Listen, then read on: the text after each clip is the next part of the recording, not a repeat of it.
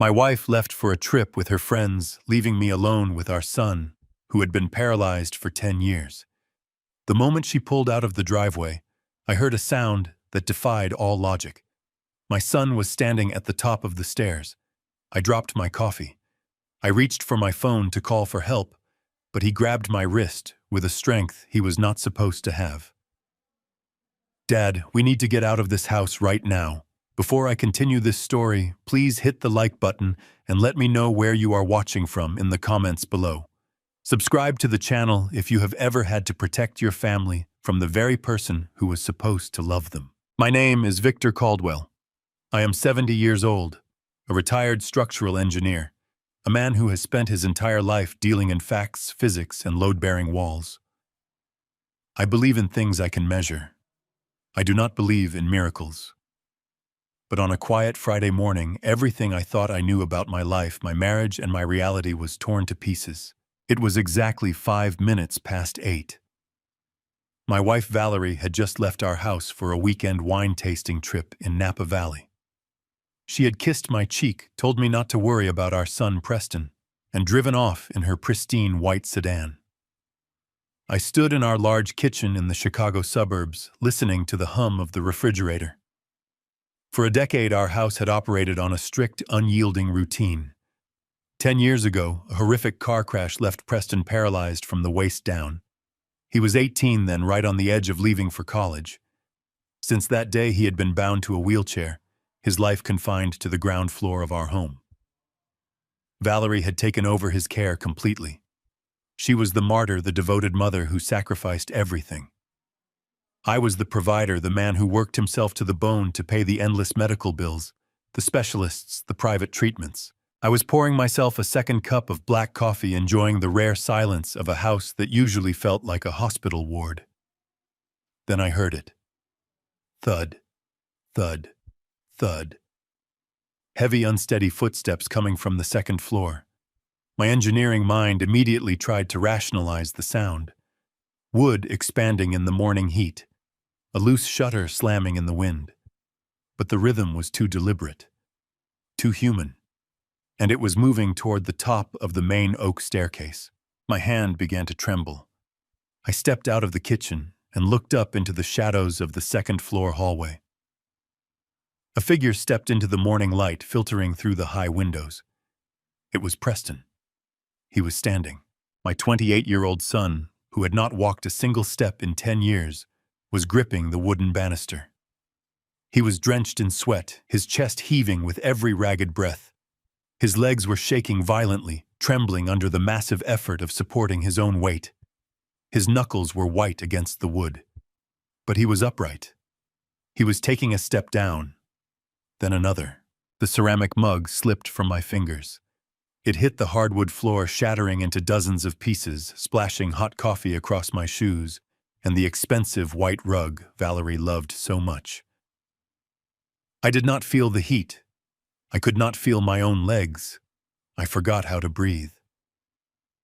The laws of physics, the grim medical diagnoses we had cried over the reality. I had lived every single day for a decade, vanished in the span of 3 seconds. Preston. I whispered, my voice choking on a sob. Preston. I scrambled toward the base of the stairs, tears instantly blurring my vision. My son. My boy was walking. It was a miracle. It was the absolute impossible happening right before my very eyes. I reached the bottom step, my hands outstretched, terrified he was going to fall and break his neck on the hard wood. "I have got you, son," I cried out, grabbing his waist to stabilize him. "Oh my God, Preston, how is this possible? I need to call an ambulance. I need to call your mother. She is not going to believe this." I fumbled in my pocket for my cell phone, my hands shaking so badly I could barely unlock the screen. I had to call Valerie. I had to tell her to turn the car around immediately and come home. Before my thumb could press the dial button, a hand clamped down on my wrist. It was Preston. His grip was not weak. It was desperate. It was like a steel vise digging into my bones. I looked up into my son's eyes, expecting to see joy, tears of triumph, or sheer exhaustion. Instead, I saw sheer, unadulterated terror. "Dad." "Stop," he gasped, his voice a harsh, raspy whisper. "Do not call anyone." "Preston, you are standing." I sobbed, completely overwhelmed by the emotion. "You are walking. The doctors said you would never walk again." "Dad, listen to me," he interrupted, his voice dropping into a frantic, urgent tone that chilled my blood instantly. "You need to listen to me right now." She did not go to Napa. I froze. The phone slipped slightly in my sweaty palm. "What are you talking about?" "Mom did not go to Napa Valley," Preston said, leaning heavily against me, his entire body shuddering with the massive physical effort. "She is not on a girls' trip. She is in the city. Dad, we need to get out of this house right now. We have to leave before she realizes what I have done." I stared at him, my 70-year-old brain struggling to process the barrage of impossible information. My son was walking. My son was terrified of his own mother. None of this made any sense. "Preston." "You are not making sense," I pleaded, trying to guide him to the living room sofa. "Let us sit down. You are in shock. The exertion is messing with your head." "I am not in shock," he hissed, refusing to sit. His eyes darted toward the front door, panicked like a hunted animal listening for the hounds. "She is setting you up, Dad. I heard her on the phone last night when she thought I was asleep. She is meeting with her lawyers today. She is locking your bank accounts right now. And on Monday morning she is filing papers in court to have you declared mentally incompetent. She is going to throw you in a locked psychiatric ward, and she is taking absolutely everything."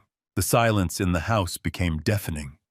The ticking of the grandfather clock in the hallway sounded like a hammer hitting an anvil. "A psychiatric ward," repeated the words, feeling alien and bitter in my mouth. "Valerie, your mother. Why would she do that? Why are you walking? What is happening to us? Dad, we do not have time for this." Preston begged, pulling on my shirt with desperate strength. "You have to believe me. She is going to lock you away forever, and if she does, I will never get out of this house alive. Please, get the keys to the truck." I wanted to tell him he was hallucinating. I wanted to tell him that Valerie, the woman I had loved and provided for, the woman who had supposedly sacrificed her life to care for him, would never do something so monstrous. I wanted to demand a logical explanation. I wanted the math, the proof, the solid facts. Then my phone buzzed in my hand. It was a harsh, sharp vibration. I slowly lowered my gaze to the screen, my heart pounding a frantic rhythm against my ribs. It was an automated text message from my primary banking institution. The account held the bulk of my life savings, the money I had kept liquid to pay for Preston's incredibly expensive physical therapies after I sold my engineering firm. I read the message once. Then I read it again. "Urgent security alert. Your primary checking account access has been revoked due to suspicious activity. Please contact your branch administrator immediately." A cold, heavy dread settled deep in my stomach. The kind of dread that tells you the ground you are standing on is a lie. The kind of dread that confirms your absolute worst nightmare is not a dream, but a waking reality. I looked at the shattered coffee mug on the floor. The dark liquid was seeping into the wood, ruining the pristine surface Valerie was always so obsessed with keeping perfect. It was a metaphor for my entire life. I looked up at Preston, my paralyzed son standing on his own 2 feet, begging me to save us from my wife. My wife.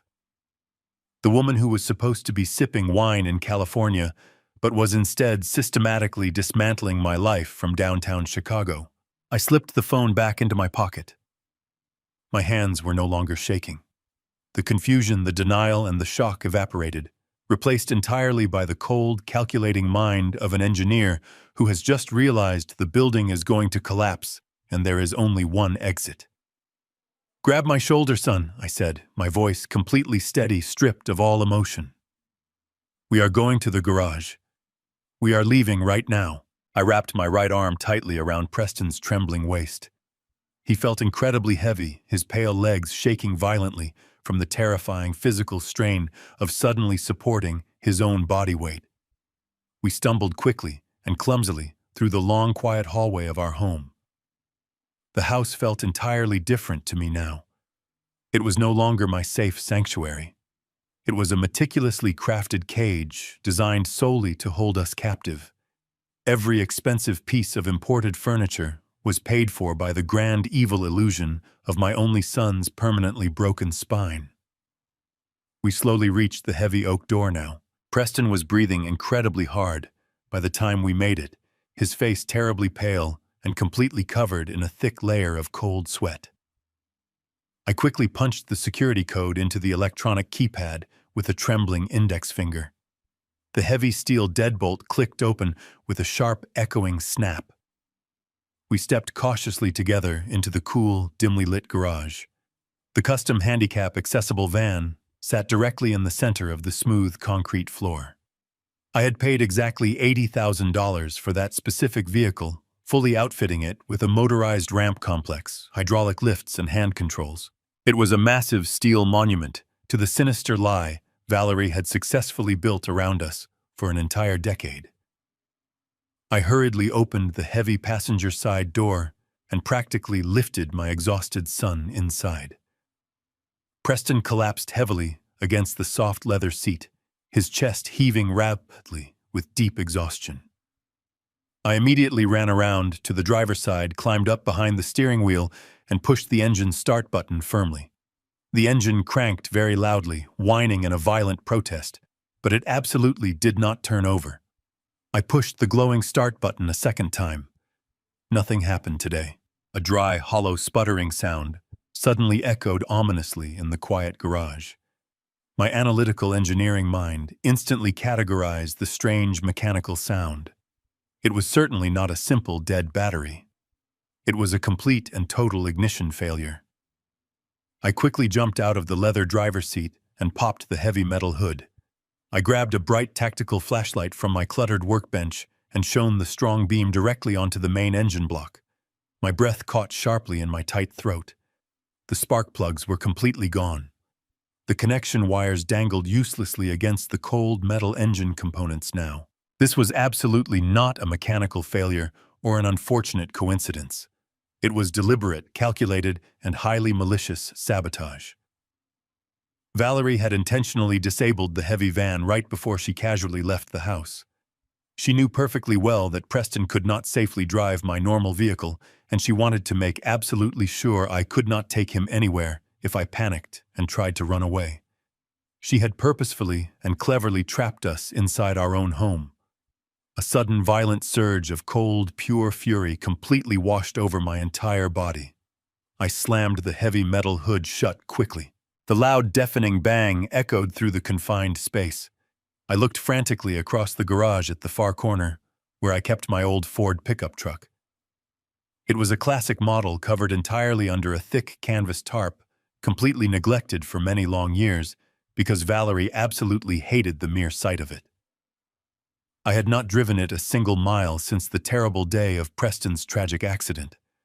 I ran over quickly and aggressively yanked the heavy tarp off, sending a massive choking cloud of thick dust directly into the stale air. The heavy doors were locked perfectly. The actual vehicle keys were locked securely inside the house, in a heavy metal safe box I definitively did not have the combination for. I absolutely did not have the time to strictly search the entire house. I urgently grabbed a heavy steel wrench from the hanging tool wall, wrapped my thick winter jacket tightly around my right fist, and violently smashed the driver's side window. Sharp glass shattered violently and explosively across the smooth concrete floor. I reached carefully inside, unlocked the door manually from the inside, and quickly swept the sharp, broken glass off the worn seat carefully. I waved frantically for my terrified son to come over. Preston dragged his heavy body painfully across the cold garage floor, fighting bitterly and aggressively for every single inch of forward movement, and climbed slowly and painfully up into the dirty cab. I slid smoothly into the cold driver's seat. Without the actual metal key, I had to completely hotwire the heavy vehicle. My aged hands moved purely on long, ingrained muscle memory, and decades of intense mechanical engineering experience. I forcefully ripped away the lower plastic steering column cover with my bare hands. I quickly located the necessary wiring. I found the main ignition switch wiring harness underneath the broken plastic. I forcefully pulled out the thick red battery wire, and the yellow starter wire stripped the protective plastic ends away aggressively with my own teeth and twisted the exposed copper strands securely together. The dusty dashboard lights immediately flickered magically to bright life. I found the final ignition wire and struck it firmly against the twisted copper base. Bright yellow sparks flew wildly, instantly illuminating the dark interior cab. The old engine coughed very loudly, sputtered twice in loud protest, and then suddenly roared to roaring loud life. I immediately threw the heavy truck into reverse gear and hit the automatic garage door opener, located securely on the dirty sun visor. The heavy wooden door began to rise incredibly slowly, agonizingly inching upward. It was absolutely moving far too slowly for our desperate, urgent escape. I violently slammed my heavy right boot down directly onto the metal gas pedal, and the massive truck shot backward instantly. The metal roof violently and loudly scraped the very bottom edge of the slowly moving wooden garage door. We aggressively hit the paved concrete driveway with a very loud, high-pitched squeal. A loud screech of black tires echoed. I aggressively slammed the heavy gear shifter back directly into forward drive. As I rapidly turned the heavy steering wheel, my intensely bright headlights quickly swept across the very quiet residential street. A massive, entirely black SUV was slowly and quietly creeping around our typically quiet cul-de-sac. It had absolutely no visible license plates. The extremely dark tinted windows were rolled up completely tight. It was definitely not a friendly neighbor happily heading to a morning job. It was a hired private patrol car. Valerie had actually paid a professional watcher. I killed the headlights, instantly plunging us into total darkness. I floored the accelerator, tearing down the quiet street in the opposite direction. We sped recklessly through the pristine, manicured neighborhoods of our upscale suburb. I navigated the familiar winding streets purely by memory. We drove in heavy silence for 2 hours, steering the old rattling truck toward the gritty outskirts of Chicago. I finally found a decaying neon-lit motel. I paid for a room in cash. I helped Preston inside. I locked the heavy deadbolt firmly. "Preston," I whispered into the suffocating silence. "How long have you walked?" Preston sat heavily on the edge of the sagging motel mattress. The flickering neon sign from the parking lot cast long, distorted shadows across his pale face. He looked down at his trembling hands, taking a deep, shuddering breath before he finally looked up at me. 5 years, Dad." He spoke the words so quietly, they almost vanished into the hum of the broken air conditioner. 5 years. The number hit my chest like a physical blow. 5 years. Half a decade. My mind instantly raced back to the very beginning of this 10-year nightmare. I closed my eyes for a fraction of a second, vividly remembering the humid August night a decade ago. It was the exact night before Preston was supposed to leave for his freshman year at Stanford University. Our house was filled with packed boxes and immense pride. Then came the horrific phone call, the squeal of tires, the shattered windshield, the devastating car crash that supposedly severed his spinal cord completely. I remembered pacing the sterile, cold hospital corridors. I remembered the heavy scent of antiseptic and the suffocating weight of sheer panic. Then Valerie emerged from the consultation room with the lead surgeon. Her face was an absolute mask of tragic composure. She walked straight into my arms, weeping softly, whispering the words that broke my heart into a million irreparable pieces. "The damage is permanent, Victor. His spine is irreparably damaged. He will never walk again." From that exact moment, our entire existence completely shifted. Valerie immediately transformed into the ultimate martyr. She completely took over every single aspect of his medical care. She insisted with absolute devotion that a normal physical rehabilitation center was simply not good enough for our boy. She aggressively researched and eventually brought in a highly exclusive, incredibly expensive private specialist named Dr. Aris Thorne. He promised cutting-edge, personalized treatments that the standard medical community supposedly could not provide. I believed her. I trusted her implicitly because she was my wife, and she played the role of the endlessly devoted self-sacrificing mother with absolute perfection. She quit her social clubs. She stayed home every single day. She hovered over his wheelchair like a protective hawk. And I did exactly what a father is supposed to do. I provided. I worked myself down to the absolute bone. When Dr. Thorne's exorbitant monthly invoices started draining our savings, I did not hesitate. I sold my majority shares in the commercial engineering firm I had spent 30 years building from the ground up. I cashed out my retirement accounts. I liquidated our secondary properties.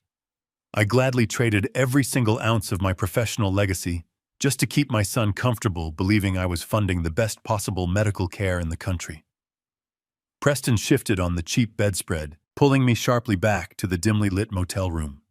His breathing was still shallow, his muscles still twitching from the immense effort of our escape. 5 years ago, I started feeling a burning sensation in my left foot. He continued, his voice trembling with a mixture of long, suppressed anger and profound sorrow. At first it was just a faint tingle, like pins and needles. I was so excited, Dad. I thought it was a genuine miracle. I told Mom immediately. I told Dr. Thorne the very next morning when he came for my physical evaluation. I stared at him, my analytical brain desperately trying to connect the jagged pieces of this horrifying puzzle. If you regained feeling 5 years ago, why did you stay in that chair? Why did you never tell me? Preston let out a bitter, hollow laugh that lacked any real humor. I did try to tell you. Do you remember when I kept saying my legs were burning and you thought it was phantom nerve pain? Mom intercepted every conversation. But more than that, it was the medication. Every single time I showed any genuine physical progress, every time I could successfully wiggle a toe or flex a calf muscle, Dr. Thorne would schedule a special emergency consultation. He would close the bedroom door, whisper with Mom in the hallway, and then they would come back inside with a brand new treatment plan. My stomach violently churned. A new treatment plan. Yes, Preston said, his eyes welling with frustrated tears. Mom called them my special vitamins. She said Dr. Thorne had formulated a unique compound specifically designed to prevent painful muscle necrosis. She insisted I needed them to survive. She would bring me a small paper cup with 2 heavy capsules every single night. She would stand right over me and watch me swallow them. And within 20 minutes, the absolute nightmare would begin. He rubbed his face aggressively, trying to erase the terrifying memories. The medicine did not help me, Dad. It did the exact opposite. Whenever I took those specific vitamins, a heavy, crushing fog would completely take over my brain. I could not think clearly. I could not string 2 logical sentences together. I felt like I was floating underwater, completely disconnected from reality. But the worst part was what it did to my body. Any strength I had managed to build up in my legs would instantly vanish. My muscles would turn to absolute jelly. I would wake up the next morning entirely paralyzed all over again, trapped inside a heavy, useless body, entirely dependent on her for absolutely everything. I listened in absolute horrified silence. The memories flooded my mind. I remembered coming home from a grueling 14-hour workday, walking into his bedroom, and finding him staring blankly at the ceiling, drool pooling at the corner of his mouth.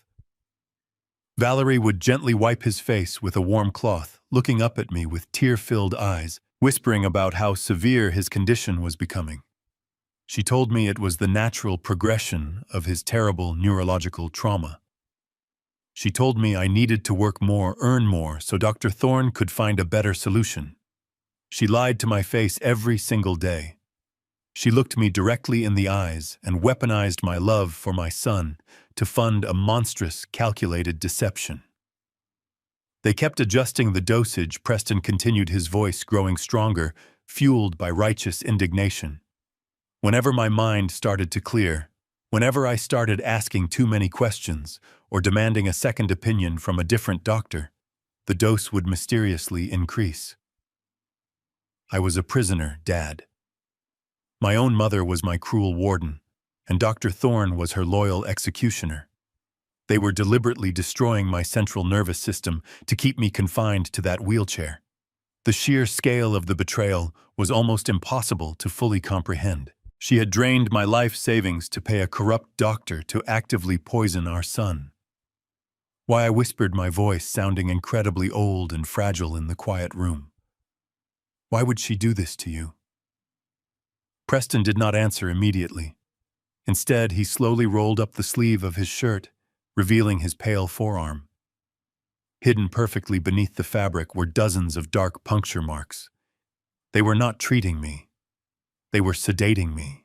Preston sat heavily on the edge of the sagging motel mattress. The flickering neon sign from the parking lot cast long, distorted shadows across his pale face. He looked down at his trembling hands, taking a deep, shuddering breath, before he finally looked up at me. 5 years, Dad. He spoke the words so quietly they almost vanished into the hum of the broken air conditioner. 5 years. The number hit my chest like a physical blow. 5 years. Half a decade. My mind instantly raced back to the very beginning of this 10-year nightmare. I closed my eyes for a fraction of a second, vividly remembering the humid August night a decade ago. It was the exact night before Preston was supposed to leave for his freshman year at Stanford University. Our house was filled with packed boxes and immense pride. Then came the horrific phone call, the squeal of tires, the shattered windshield, the devastating car crash that supposedly severed his spinal cord completely. I remembered pacing the sterile, cold hospital corridors. I remembered the heavy scent of antiseptic and the suffocating weight of sheer panic. Then Valerie emerged from the consultation room with the lead surgeon. Her face was an absolute mask of tragic composure. She walked straight into my arms, weeping softly, whispering the words that broke my heart into a million irreparable pieces. The damage is permanent, Victor.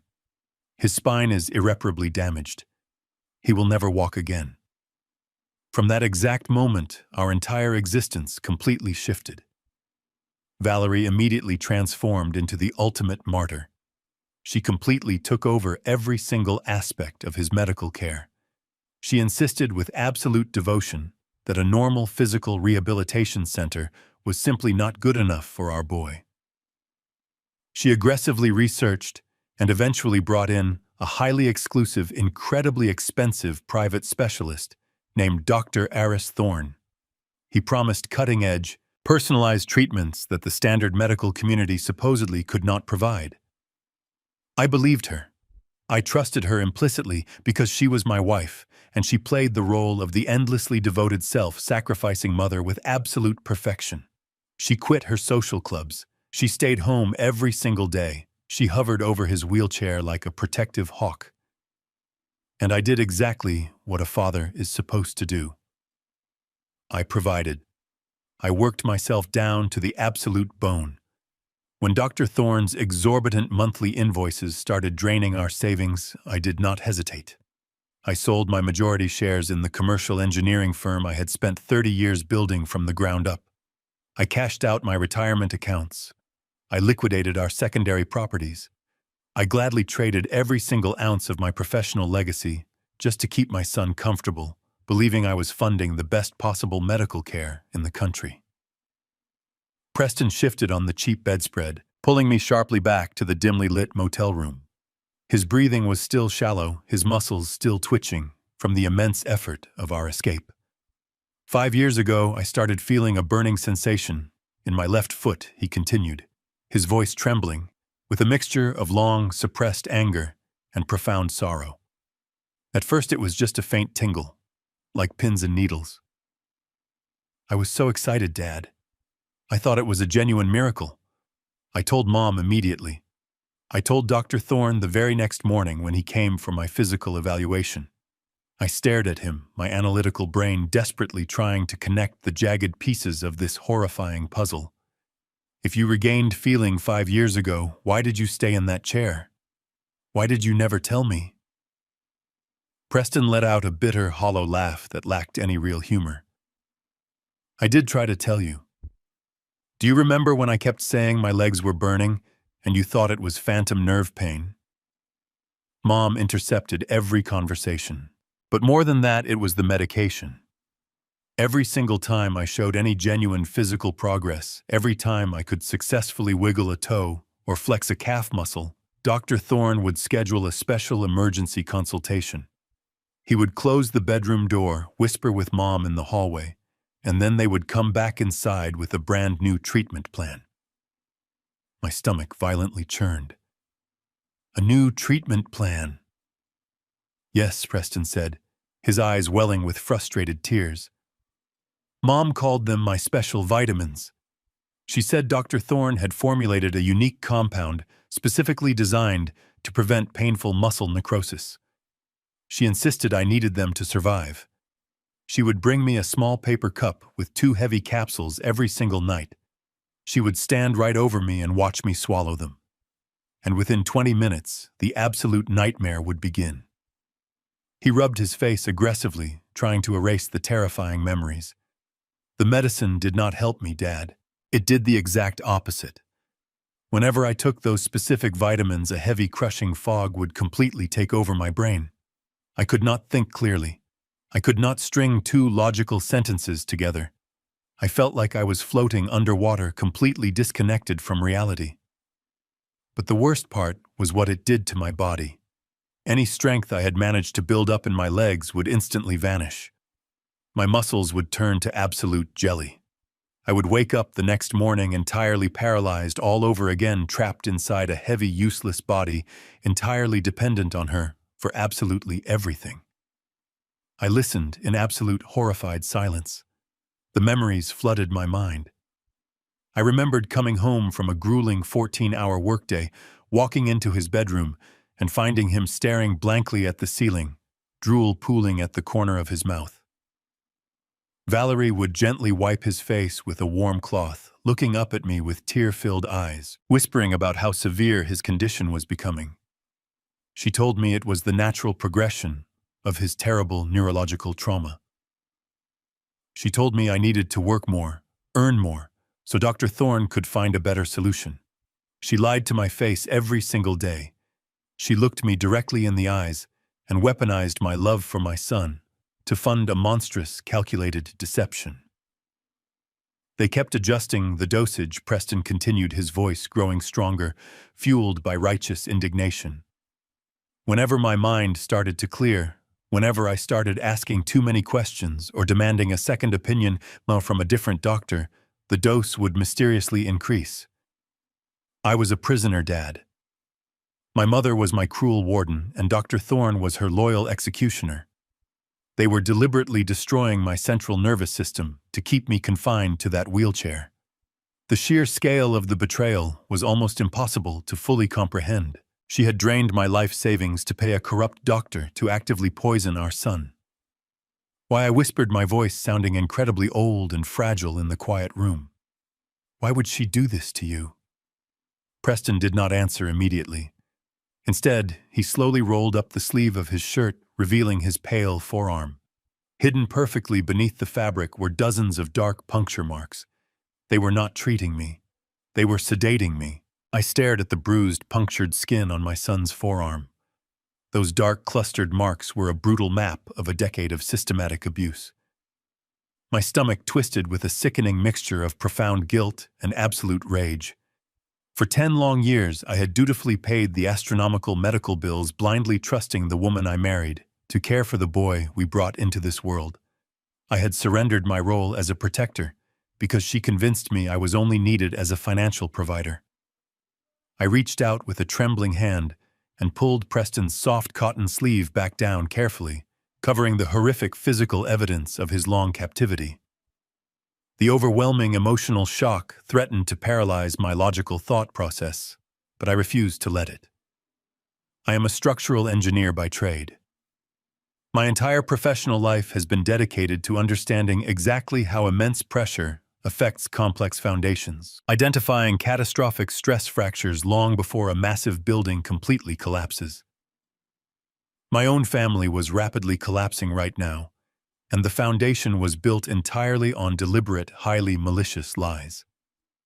I wiped my face with both hands, taking a deep, steadying breath to calm my heart. I needed to shift my active mind from a grieving father to a cold, calculating forensic analyst. I stood up from the sagging motel bed and walked over to the scratched veneer desk sitting in the dim corner of the room. I unzipped my worn leather satchel and pulled out my heavy silver laptop. I flipped it open, the bright digital screen illuminating the dark, dusty walls of our temporary hideout.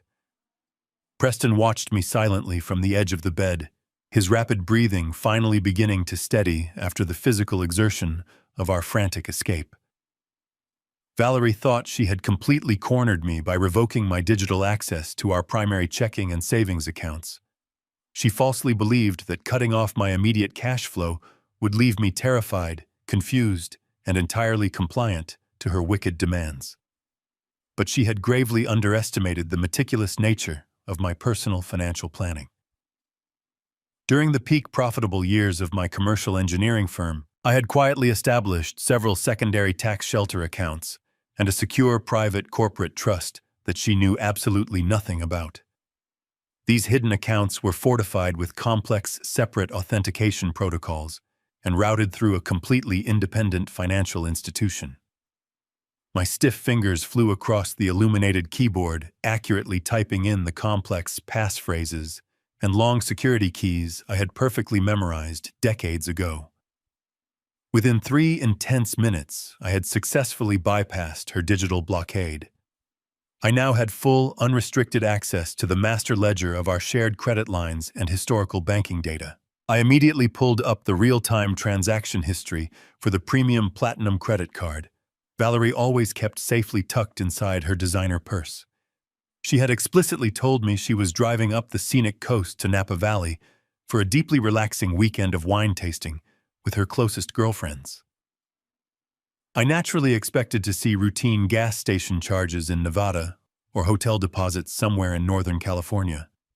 Instead, the glowing digital ledger painted a vastly different, deeply disturbing picture of her actual movements. Her credit card had not been swiped anywhere near a sunny California vineyard today. Exactly 30 minutes after she had kissed my cheek and cheerfully driven away from our suburban home, a massive pending charge had been officially authorized at a 5-star luxury hotel located directly in the heart of downtown Chicago. She had never even left the city limits. I scrolled further down the bright screen, my tight jaw clenching harder with every single line item. Following the exorbitant hotel deposit, there was a rapid string of massive purchases at high-end fashion boutiques along the famous Magnificent Mile. She had casually spent $12,000 at a luxury jeweler and another $8,000 at an exclusive designer clothing retailer, all within a brief span of just 4 hours. She was not on a girls' trip. She was actively celebrating. She was recklessly spending my hard-earned money on an extravagant shopping spree while setting the final legal stage to have me permanently locked inside a sterile psychiatric facility. I stared blankly into the glowing screen, letting the sheer magnitude of her brilliant deception fully settle into my tired mind. The horrifying truth acted exactly like a bright, piercing spotlight, suddenly illuminating the dark, highly questionable corners of the past 10 years. I began to actively look back at the entire preceding decade with a newfound, absolutely terrifying clarity. I specifically thought about the early chaotic days immediately following Preston's tragic car accident. I had aggressively hired the absolute best private rehabilitation nurses my considerable money could possibly buy. I desperately wanted an entire dedicated team of highly trained medical professionals residing in our home to ensure his maximum comfort and his highest potential for physical recovery. But one by one, Valerie had systematically and ruthlessly fired every single one of them. She loudly claimed the first nurse was criminally negligent. She angrily accused the second of stealing expensive items from her personal jewelry box. She convincingly said the third made Preston feel deeply uncomfortable in his own bedroom. Within a single year, she had completely isolated him from the entire outside medical community, perfectly ensuring she was the only person who strictly monitored his daily routine. And she had methodically isolated me as well. Whenever I tried to read his detailed medical charts, or whenever I strongly suggested sitting in on his private therapy sessions with Dr. Aris Thorne, she would gently place her soft hand on my chest and sadly shake her head. "You are getting older, Victor," she would softly say, using that incredibly patronizing tone she had perfected over the long years. "Your blood pressure is already far too high from constantly managing the engineering firm. You provide the vital financial support, and I will happily manage the medical stress. Leave the heavy lifting entirely to me." It was brilliant. It was a terrifying masterclass in targeted psychological manipulation. She had successfully weaponized my advancing age, my demanding career, and my deep, unconditional love for my family to systematically blindfold me. I leaned much closer to the bright laptop screen, my tired eyes narrowing sharply as I initiated a deep, comprehensive dive into the archival transaction records spanning the last 36 months. I was desperately looking for the exact financial footprint of her wicked partnership with Dr. Thorne. I quickly scrolled past the routine household expenses, the regular utility bills, and the expensive weekly grocery deliveries. Then I finally saw it. It was buried extremely deep within the automated monthly bank transfers, disguised expertly as a recurring corporate property investment. On the 15th of every single month for the past 5 consecutive years, exactly $25,000 was being quietly funneled from our joint investment portfolio directly into a private, limited liability holding company. I slowly highlighted the small digital text, my beating heart turning completely to solid ice as I read the registered corporate name aloud into the silent motel room. Thorne and V Real Estate.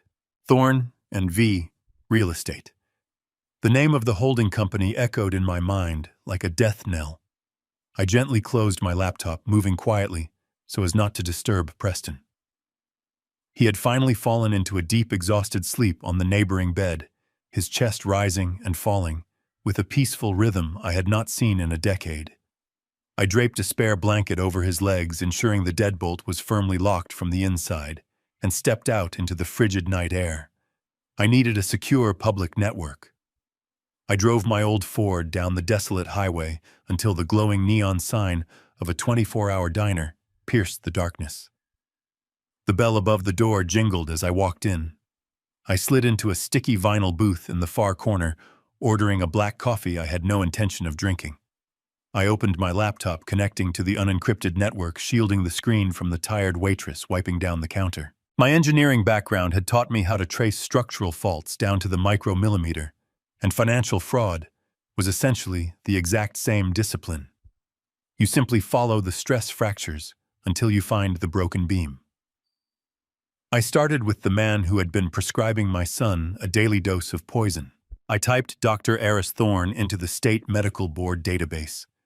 The initial search yielded a perfectly curated professional profile, complete with glowing reviews and prestigious affiliations. But I knew exactly how to dig deeper. I ran his credentials through a federal registry, cross-referencing his past addresses. That is when the pristine facade began to crumble.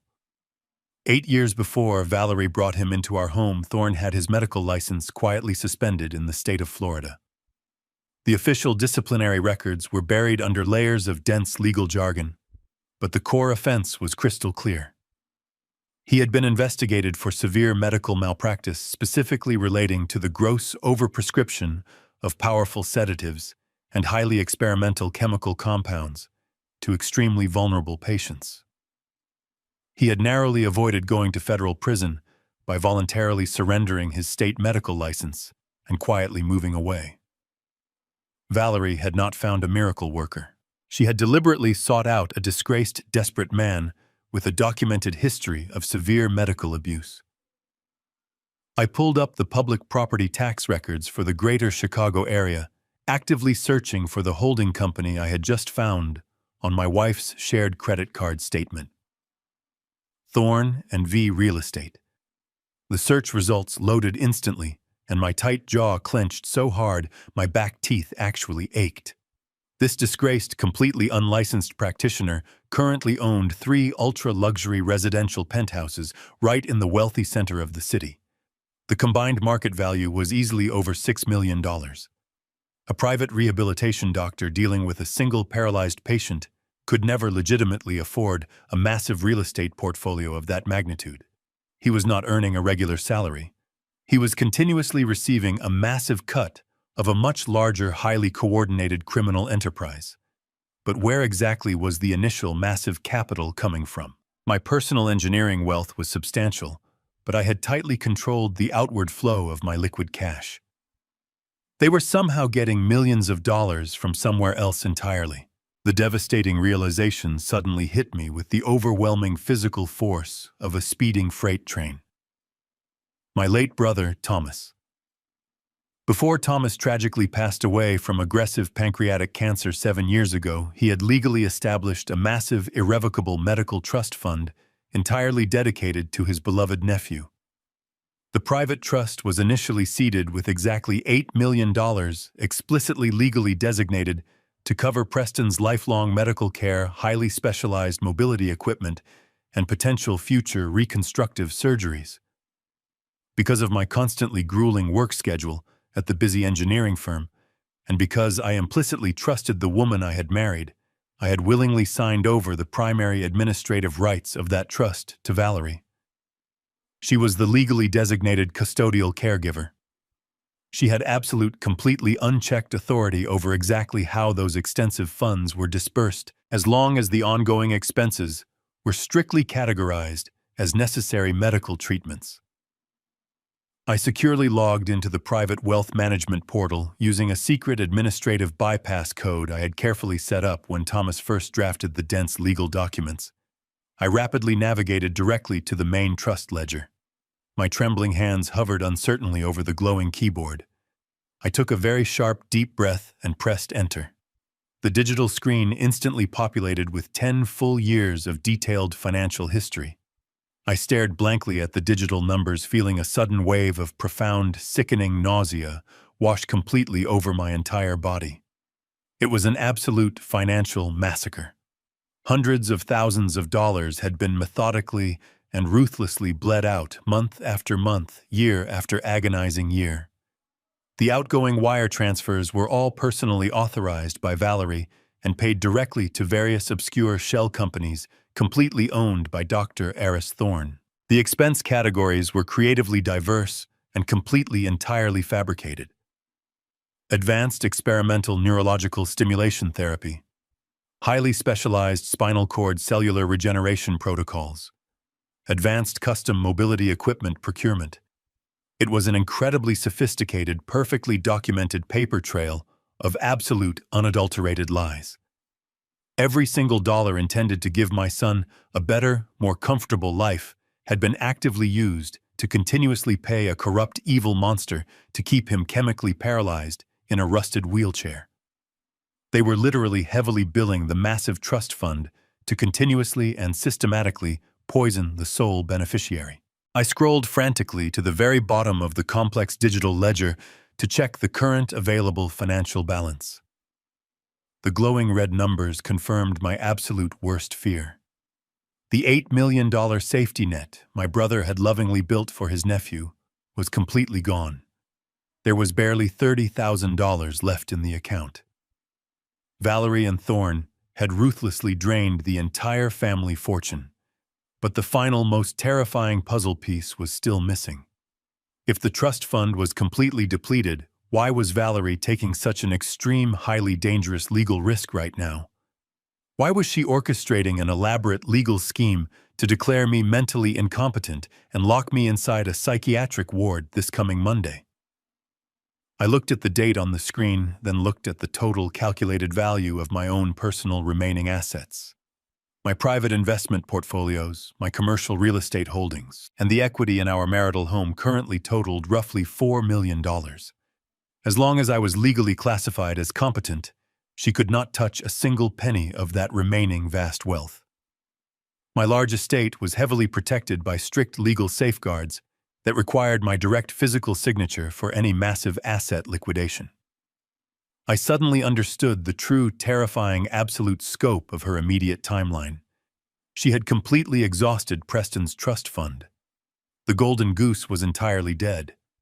Her lavish luxury lifestyle, her expensive downtown hotel, stays, her designer shopping sprees, and Thorne's vast luxury real estate empire were suddenly completely out of money. She desperately needed a brand new source of massive funding, and she needed it immediately. I was the next target. I was the next target. The sheer chilling magnitude of her sociopathic greed finally settled deep into my weary bones. My immediate primal instinct was to grab my mobile phone and dial the local authorities to scream the horrifying truth to absolutely anyone who would listen to me. But my highly trained analytical mind quickly and forcefully overrode that incredibly dangerous emotional impulse. If I walked straight into a bustling police precinct at 70 years old, frantically ranting about a grand 10-year conspiracy involving a highly respected medical specialist, a deliberately faked physical paralysis, and a massive hidden real estate empire, I would sound exactly like a man rapidly losing his entire mind. I would be playing perfectly and directly into her carefully manicured hands. She already had the completely forged medical evaluation declaring me legally insane. She was actively and meticulously building an airtight legal case to completely seize my remaining estate through a forced legal conservatorship. A hysterical, totally unsubstantiated police report would simply be the final necessary nail in my own coffin. I desperately needed hard, irrefutable physical proof. I needed the actual physical poison she was actively using to keep my only son compliant. I slowly looked over at the opposite side of the dimly lit room. Preston was sleeping very deeply, his chest rising and falling in the quiet, dusty shadows of the cheap motel. I quietly wrote down a long list of strict, specific instructions on a piece of thin motel stationery, leaving it directly beside a cheap, prepaid burner phone I had purchased earlier at a desolate gas station. I securely locked the heavy metal deadbolt from the outside and stepped quickly into the freezing, bitter Chicago night. I drove my old rattling Ford pickup truck back toward our pristine, highly affluent suburb, my racing mind entirely focused on the highly critical task directly ahead of me. The winding residential streets were entirely empty at exactly 2 a.m, bathed softly in the artificial pale yellow glow of the towering streetlights. I parked the heavy truck exactly 3 blocks away from my own massive property, absolutely not wanting to accidentally trigger the sensitive motion. Activated security cameras securely mounted directly above our wide paved driveway. I walked silently and carefully through the damp, cold grass of the neighboring manicured yards, approaching my own enormous home exactly like a common, desperate thief in the dead of the dark night. The towering custom-built brick structure looked deeply sinister and incredibly imposing in the dark. I successfully bypassed the main exterior alarm system by carefully accessing the secondary utility box, hidden perfectly behind the dense, overgrown rhododendron bushes near the side gate. I had personally designed and installed the entire complex security grid exactly 5 years ago, meaning I knew exactly how to temporarily blind the sensitive exterior laser sensors without accidentally sending a silent panic signal directly to the private monitoring company. I slipped quietly and effortlessly through the heavy glass patio door, stepping silently into the cavernous, utterly silent kitchen. The massive house felt incredibly cold, distinctly hostile and completely empty. I navigated the dark, deeply familiar hallways purely by long, ingrained physical memory. I knew exactly which expensive imported oak floorboards naturally squeaked and which ones were structurally completely silent. I moved forward with agonizing, deliberate slowness, my tight heart pounding a frantic, heavy rhythm directly against my aching ribs, until I finally reached the heavy, solid mahogany door of Valerie's private home office. She always kept it completely locked. I pulled a thin steel tension wrench and a small, delicate picking hook directly from my thick jacket pocket tools, I often used for precisely calibrating highly delicate commercial engineering instruments. Within 40 intense seconds, the heavy brass lock clicked open loudly. I slipped quickly inside the dark room and quietly closed the heavy wooden door firmly behind me, immediately turning on my small, bright tactical flashlight. The intensely focused beam rapidly swept across her pristine, meticulously organized glass desk. I knew deeply in my gut that she was purposefully hiding the actual highly potent medication somewhere inside this specific room. I methodically and quietly checked every single wooden drawer, every locked filing cabinet, and every decorative wooden box resting on the wide shelves. Nothing. I stood perfectly still in the exact center of the dark room, actively thinking exactly like a seasoned structural engineer. I carefully studied the primary load-bearing walls, desperately looking for any slight spatial discrepancies or architectural anomalies. My tired eyes quickly landed directly on a massive, heavy oil painting, hanging exactly perfectly centered on the far empty wall. I carefully lifted the heavy, ornate wooden frame completely off its thick brass hooks and gently set it down on the soft carpet. A smooth, flush-mounted heavy steel wall safe stared silently back at me. It was an older, highly reliable mechanical combination model. I absolutely did not have the secret access code, but my lifelong profession requires an incredibly acute, highly sensitive understanding of internal physical acoustics and heavy metal friction. I quickly retrieved a standard high-quality medical stethoscope directly from my worn leather satchel, a simple diagnostic tool I had deliberately bought from an all-night pharmacy on my long drive here. I placed the cold, flat acoustic chest piece directly against the heavy solid steel door, resting it precisely next to the rotating, brass combination dial. I pressed the soft rubber earpieces tightly and deeply into my ears, closed my tired eyes completely, and began to turn the heavy metal dial incredibly agonizingly slowly. I listened intently and desperately for the faint, distinct mechanical clicks of the heavy internal metal tumblers falling perfectly into their designated machined slots. It required absolute agonizing patience and supreme unwavering physical focus. Click. That was the first hidden number. I immediately reversed the extremely slow rotation, listening incredibly closely to the delicate, abrasive scrape of solid brass against cold steel. Click. The second heavy tumbler dropped perfectly into its resting place. I rotated the heavy dial one final deliberate time entirely to the right side. A very loud, incredibly heavy clunk echoed sharply and clearly directly through the sensitive medical stethoscope. I quickly grabbed the sturdy solid steel handle and pulled down extremely firmly. The incredibly heavy safe door swung open immediately with a very soft, highly satisfying mechanical sigh. I shone the bright flashlight beam directly into the dark interior. There were exactly 4 unmarked transparent plastic medication bottles sitting inside. The original pharmaceutical labels were completely peeled off. Suddenly, the loud, unmistakable sound of the heavy front door unlocking instantly echoed through the silent house. My heart hammered a frantic, violent rhythm against my ribcage.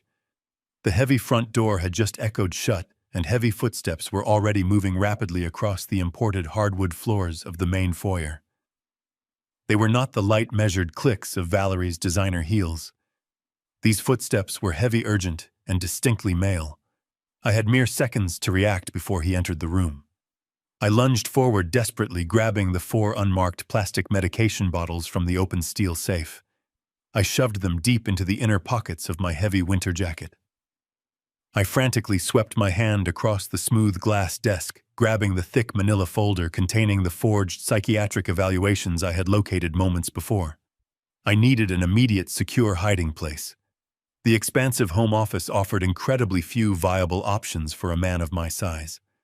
My eyes darted to the tall, louvered mahogany doors of the walk-in storage closet, tucked tightly into the far, dark corner of the room.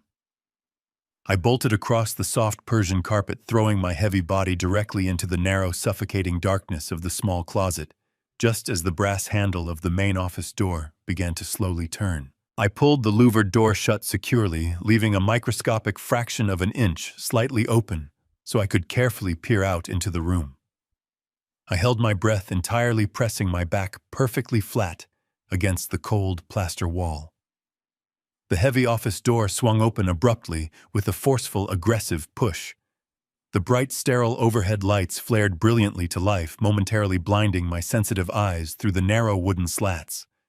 As my blurred vision quickly adjusted to the sudden brightness, I recognized the nocturnal intruder immediately. It was not my treacherous wife. It was Dr. Eris Thorne. He looked absolutely nothing like the polished, arrogantly calm medical professional who usually glided smoothly into our quiet home with his expensive leather medical bag. Tonight, his incredibly expensive tailored suit jacket was severely wrinkled and stained. His silk tie was pulled forcefully loose around his thick neck, and a thick, highly visible sheen of nervous sweat coated his pale, glistening forehead. He was breathing incredibly heavily, his dark eyes darting frantically and desperately around the pristine, meticulously organized office space.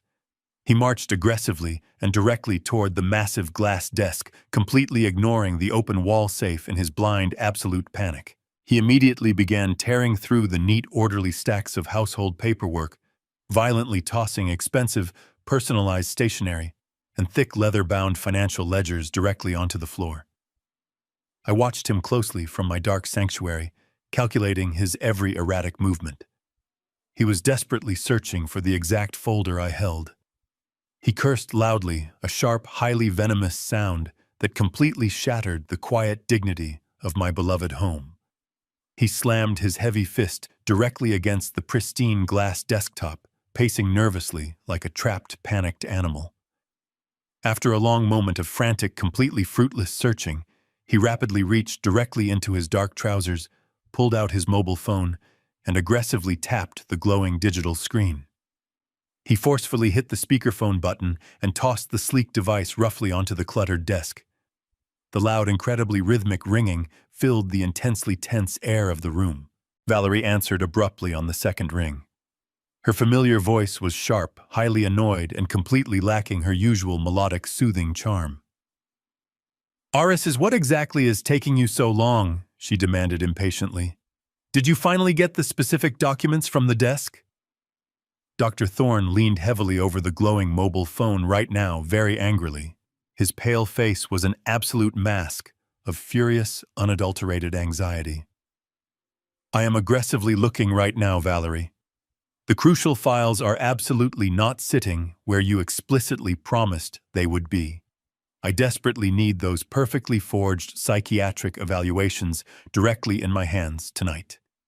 You confidently assured me they were completely finalized and sitting right here on the center of the glass desk." Valerie sighed incredibly loudly through the small, crackling digital speaker. "They are exactly there, Aris. Stop acting completely hysterical, stop panicking like a child, and look properly. I left them positioned perfectly right next to the lamp. We absolutely cannot afford any stupid mistakes at this highly critical stage."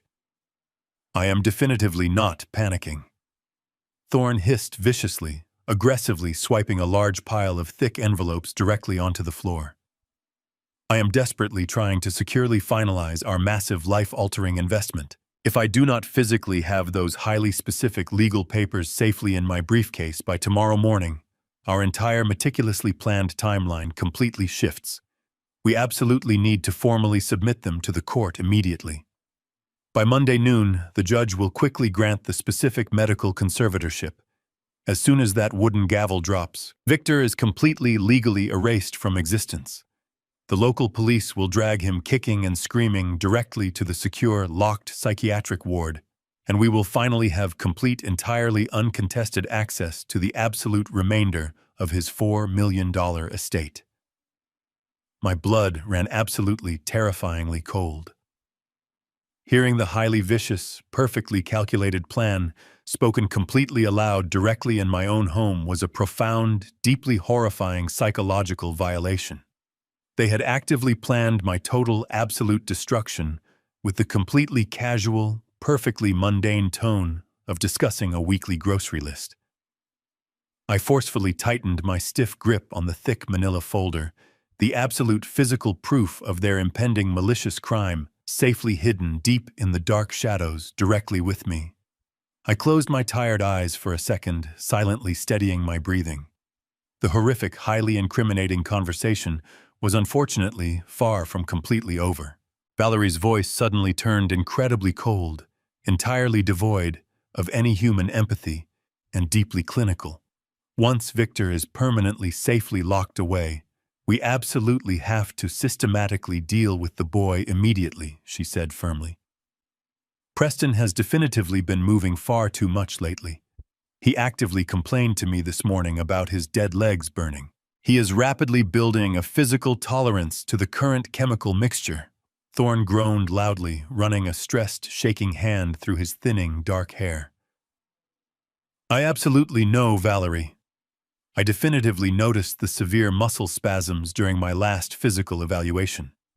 The specific nerve blocks are absolutely starting to completely fail. We can finally up the heavy dosage on the kid once his interfering father is out of the picture. We will double the potent chemical compound in his evening pills. It will completely fry his motor functions entirely within 48 hours. He will definitively be a completely compliant vegetable, and we will not have to worry about him trying to stand up again. Okay, Valerie said. Just get the papers and get completely out of the house. Meet me back at the hotel suite. Thorne abruptly ended the call. He slowly turned his head, his dark eyes actively scanning the quiet room. Then, his intense gaze landed directly on the louvered mahogany doors of the storage closet. My tight heart absolutely stopped. He took a slow, deliberate step forward. I silently reached out quickly in the dark. My fingers closed tightly around a heavy metal paperweight ready to strike. The heavy brass handle of the louvered closet door rattled loudly as Dr. Aris Thorne gripped it with his sweaty palm. My knuckles turned completely white around the heavy metal paperweight. My muscles tensed like tightly coiled springs preparing for a violent, desperate physical confrontation. I held my breath, pushing myself back into the suffocating darkness. I was prepared to swing the solid metal directly into his skull the absolute second the door opened. Just as the hinges began to creak, a sharp ringtone suddenly shattered the tension. Thorne violently flinched, snatching his hand away from the closet door. He leaped across the carpet, frantically grabbing his glowing mobile phone from the cluttered glass desk. It was Valerie calling him back. Her voice now, a frantic shriek, vibrating through the small speaker. "Get out of there right now!" she screamed. The private security company just called to report a brief power fluctuation on the main exterior sensors. If Victor triggered an alarm, the local police are already on their way. Grab whatever medical files you can find and leave immediately. Thorne panicked entirely. He shoved the phone into his jacket, completely abandoning his search for the specific forged documents that I currently held tightly against my chest. He frantically scooped up a random stack of irrelevant billing invoices from the floor, shoved them clumsily into his expensive leather briefcase, and sprinted out of the home office. I listened to his heavy footsteps pounding loudly down the long hallway. A few seconds later, the massive front door slammed shut with a reverberating thud, followed quickly by the aggressive screech of expensive tires tearing out of our driveway. I let out a ragged exhale, my entire body shaking violently from the massive adrenaline dump. I waited 3 agonizing minutes in the absolute darkness of the closet to ensure the house was genuinely empty. I pushed the louvered doors open and stepped cautiously back into the bright office. I tucked the heavy manila folder containing the forged psychiatric evaluations and the 4 unmarked pill bottles securely into my thick winter jacket. I moved silently through the silent house, slipping out the back patio door and vanishing perfectly into the cold shadows of the sleeping neighborhood. When I reached my old Ford pickup truck, I threw myself into the driver's seat and locked the heavy doors.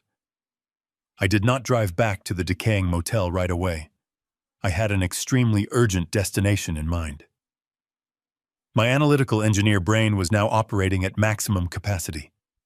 I needed undeniable scientific proof of exactly what chemical poison they were forcing down my son's throat every single night. I aggressively navigated the empty expressways, driving straight toward a highly discreet, 24-hour private testing laboratory located on the gritty industrial outskirts of the city. The facility was quietly owned by Julian Hayes, an old brilliant chemical engineer and a deeply trusted retired colleague. I had personally helped Julian secure the structural permits for this exact facility over a decade ago. I knew he kept nocturnal hours, preferring the absolute quiet of the deep night for his complex analysis. I pulled into the desolate parking lot and banged my heavy fist directly against the reinforced steel security door. Julian answered after a long minute. He wore a stained white lab coat, his thick glasses pushed high up on his wrinkled forehead. "Victor," he asked, his tired eyes widening in unadulterated surprise. "What on earth are you doing here at this ungodly hour?" I pushed past him, stepping into the bright laboratory. "I absolutely do not have time for pleasantries, Julian. I need your professional expertise, and I need this completely off the official books."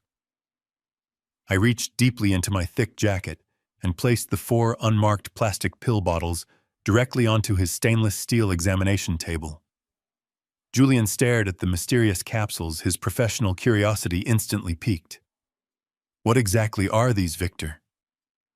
I pulled a thick stack of $100 bills directly from my worn leather satchel. It was exactly $5,000 in cold cash, funds I had deliberately withdrawn during my initial escape. I pushed the heavy stack of money across the cold metal table. "I do not know what they are, Julian, but I suspect they are highly toxic, unregulated neurotoxins. I need a comprehensive, expedited chemical analysis. I need to know exactly what complex chemical compounds are inside these specific capsules, and I need the detailed toxicology report in my hands within the next 24 hours. No legal questions asked."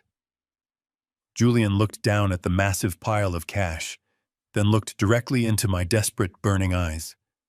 He slowly nodded his head, sliding the unmarked bottles and the money toward his side of the table. "I will run the mass spectrometer immediately, Victor. You will have your definitive answers by tomorrow morning." I thanked him quickly and walked back out into the freezing Chicago wind. I checked the glowing digital clock on my dashboard. It was exactly 5 in the morning. The dark sky was just beginning to turn a bruised shade of purple. I only had one final, critically important stop to make before I could return to my terrified son. I threw the heavy truck into gear and drove aggressively toward the highly affluent gated communities of the North Shore. I was heading directly to the private residence of Richard Sterling. Richard was not just my primary corporate attorney. He was an incredibly ruthless, fiercely loyal legal shark who had viciously protected my commercial engineering firm from predatory corporate lawsuits for over 20 long years. He was the only man I implicitly trusted to navigate the impending legal massacre. I parked my rattling truck recklessly in his pristine driveway and marched directly up the wide, elegant stone steps. I banged my heavy right fist violently and aggressively against the heavy oak front door. I did not care if I woke up his entire sleeping neighborhood. I pounded on the solid wood until my knuckles throbbed with a persistent pain. After 3 agonizing minutes, the heavy door finally jerked open. Richard stood there in a silk bathrobe, his gray hair completely disheveled, his face flushed with righteous sleep-deprived fury. "Victor, are you completely insane?" he hissed angrily, tightening the belt of his robe. "Do you have any earthly idea what time it is?" I pushed my way past his imposing frame and walked directly into his grand, marble-floored foyer. "We do not have time to sleep, Richard," I said firmly, walking with absolute purpose straight into his formal dining room. I violently emptied my heavy leather satchel directly onto the polished mahogany dining table. The forged psychiatric evaluations and the printed financial documents detailing the depleted trust fund scattered perfectly into the bright overhead light. Richard stepped closer to the long table, his sharp legal mind instantly recognizing the devastating implications of the heavy paperwork. "What exactly is all this, Victor?" he whispered, completely stunned. I looked my old friend directly in the eyes. "Richard, have exactly 48 hours before my wife legally strips my mind, my freedom and murders my son. We are going to war." Richard stood frozen in his marble foyer, his sleep-deprived eyes completely locked onto the chaotic pile of papers scattered across the mahogany table. He slowly reached out and picked up the forged psychiatric evaluation bearing Dr. Aris Thorne's signature. I watched his sharp, predatory legal mind instantly shift from profound confusion to absolute calculating fury. He gently set the evaluation down and picked up the financial ledger detailing the entirely depleted $8 million trust fund. Richard finally looked up at me, the color completely drained from his usually vibrant face. "Victor, this is a meticulously constructed legal guillotine," he whispered, his voice vibrating with a mixture of professional awe and deep personal disgust. "She has perfectly documented a completely false narrative of severe dementia and escalating paranoia. If Valerie physically walks into the probate courthouse on Monday morning and successfully files this specific petition first, you are completely dead in the water." He began pacing the polished floor, his bare feet slapping softly against the cold marble. "The brutal reality of current conservatorship laws is incredibly unforgiving, Victor. Once a judge officially stamps this emergency medical order, you instantly lose absolutely every single fundamental human right. You will not be allowed to hire your own attorney. You will not be allowed to access your own bank accounts. You will not even be allowed to legally protest your own forced institutionalization. The local police will simply arrive at your door, place you in heavy restraints, and transport you directly to a locked psychiatric ward. And the absolute worst part is that she will instantly gain complete unfettered legal control over your $4 million estate and ultimate medical authority over Preston. We have less than 48 hours before the county clerk opens their doors. We cannot afford to simply play defense. If we wait for her to file, we will be trapped in a suffocating legal nightmare for years, and Preston will absolutely not survive that timeline." I stood perfectly still, letting his chilling legal assessment wash completely over me. "What exactly is our countermove, Richard?" I asked, my voice remaining incredibly steady, despite the raging storm of pure panic building deep inside my chest. Richard stopped pacing and slammed his heavy hands down onto the thick table. "We absolutely must ambush her," he stated fiercely, his eyes burning with absolute unwavering resolve. "We are going to completely dismantle her entire operation before she even steps foot near the courthouse steps." He immediately marched into his adjacent home office, completely ignoring his silk bathrobe, and aggressively booted up his large desktop computer. "I am going to draft a massive stack of emergency counter-injunctions right now," he shouted over the loud hum of the starting machine. "I will personally file an urgent petition for a temporary restraining order against Valerie and Dr. Thorne the absolute second the duty judge is available, but we desperately need heavy immediate artillery to guarantee they are arrested on the spot."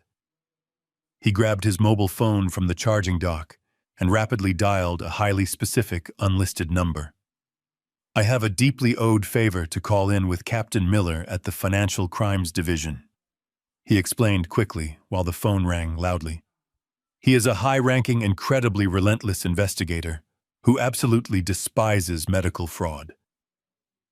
Richard briefly outlined the massive embezzlement scheme to the sleepy police captain, detailing the $8 million theft and the hidden luxury real estate portfolio owned by Thorne. By the time he hung up the phone 30 minutes later, the grand ambush was perfectly set. Captain Miller was quietly mobilizing a discreet task force to freeze their hidden accounts and prepare immediate felony arrest warrants for massive financial fraud and attempted medical homicide. We were going to strike them with the absolute full force of the law. I left Richard furiously typing legal petitions in his dark office and drove my rattling truck rapidly back through the waking city. The morning sun was just beginning to break over the cold horizon, casting long, pale rays of light across the deserted industrial streets. I pulled into the decaying motel parking lot, my heart aching with a profound, desperate need to see my boy. I quickly unlocked the heavy deadbolt and pushed the creaking door open. Preston was sitting completely upright on the edge of the sagging mattress, gripping the cheap bedsheets with white-knuckled terror. His face was entirely pale, slick with cold sweat, and his breathing was incredibly shallow and rapid. "Dad," he gasped, his voice breaking with absolute, unadulterated fear. "I thought she had found us. I thought you were never coming back." I rushed across the small, dingy room and pulled my grown son into a fierce, desperate embrace. He buried his face against my heavy winter jacket, his shoulders shaking violently, with years of suppressed trauma and immediate panic. I wrapped my arms tightly around his trembling frame, resting my chin gently on the top of his head. For the first time in 10 long, agonizing years, I let a single hot tear slip down my weathered cheek. It was not a tear of sorrow, but a tear of absolute, unwavering determination. "I am right here, Preston," I whispered fiercely into the quiet, dusty room, holding him closer to my chest. "I will never, ever leave you alone with them again. You are entirely safe now." I pulled back slightly, looking directly into his terrified, exhausted eyes. "You walked today, son," I said, my voice incredibly thick with profound paternal pride and absolute certainty. "You fought through a decade of chemical torture, and you walked. Tomorrow you are going to stand tall and watch them burn." Preston looked at me, a tiny, fragile spark of genuine hope finally breaking through the heavy, suffocating fear in his tired eyes. He slowly nodded his head, his breathing finally beginning to steady in the quiet safety of the hidden room. I reached into my pocket to pull out the prepaid burner phone I had left for him, intending to securely check for any new messages from Richard.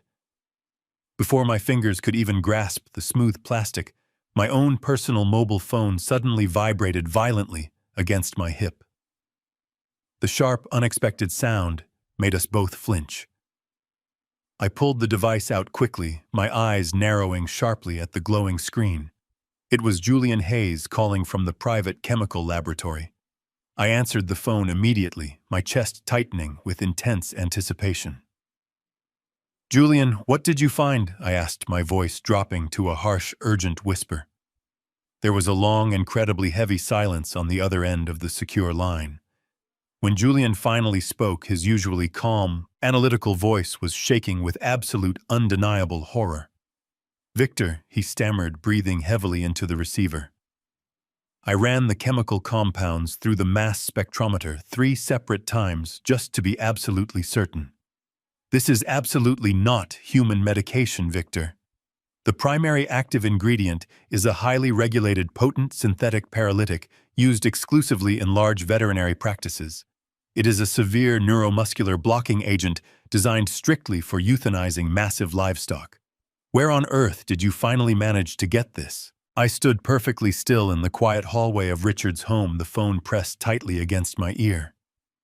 Julian's horrified voice echoed loudly through the speaker, shattering the last fragment of my reality. The capsules did not contain any form of human medicine. They contained a severe neuromuscular blocking agent, a potent synthetic chemical designed explicitly to slowly paralyze massive agricultural livestock. Julian explained, his voice shaking with intense professional disgust, that prolonged, repeated exposure to this specific chemical compound would systematically and severely atrophy human muscle tissue, inducing a profound paralysis and a devastating neurological fog.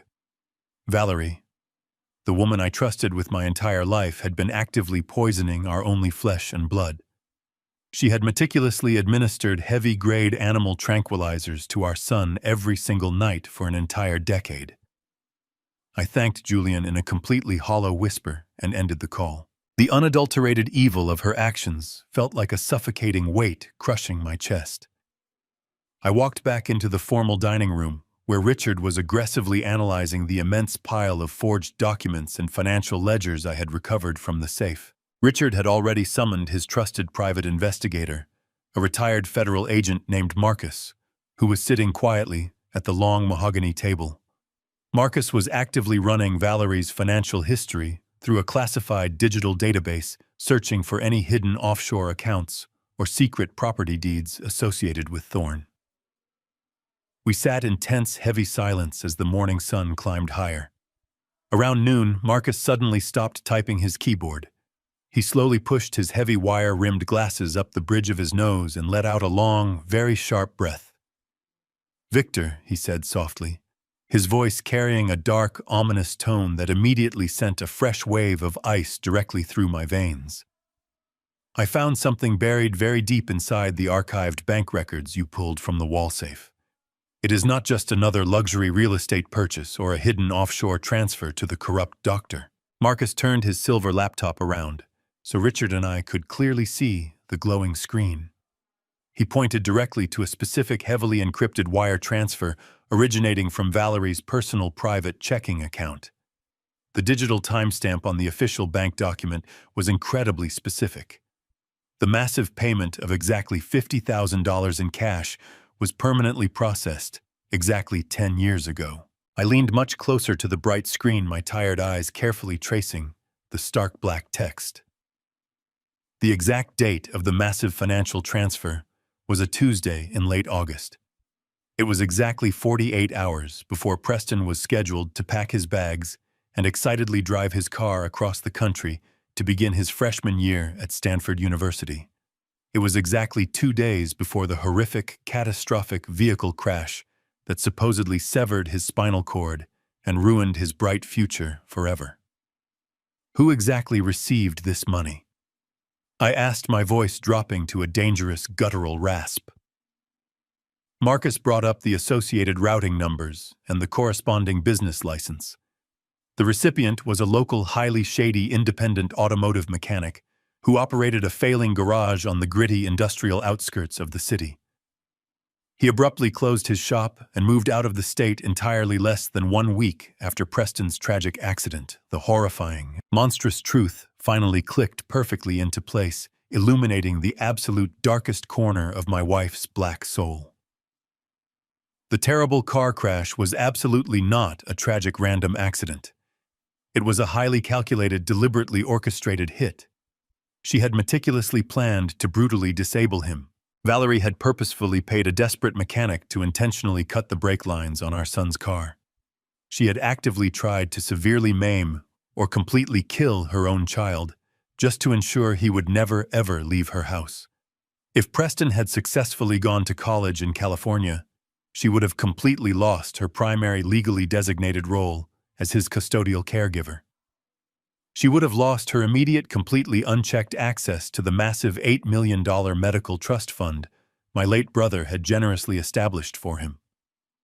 Her entire horrific motive was completely rooted in unadulterated psychopathic greed.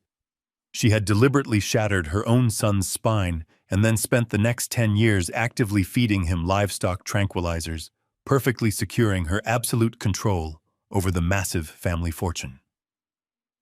My structural engineer mind completely snapped, shifting from profound grief into a state of cold, absolute calculating fury. I was no longer just a betrayed husband or a deeply heartbroken father.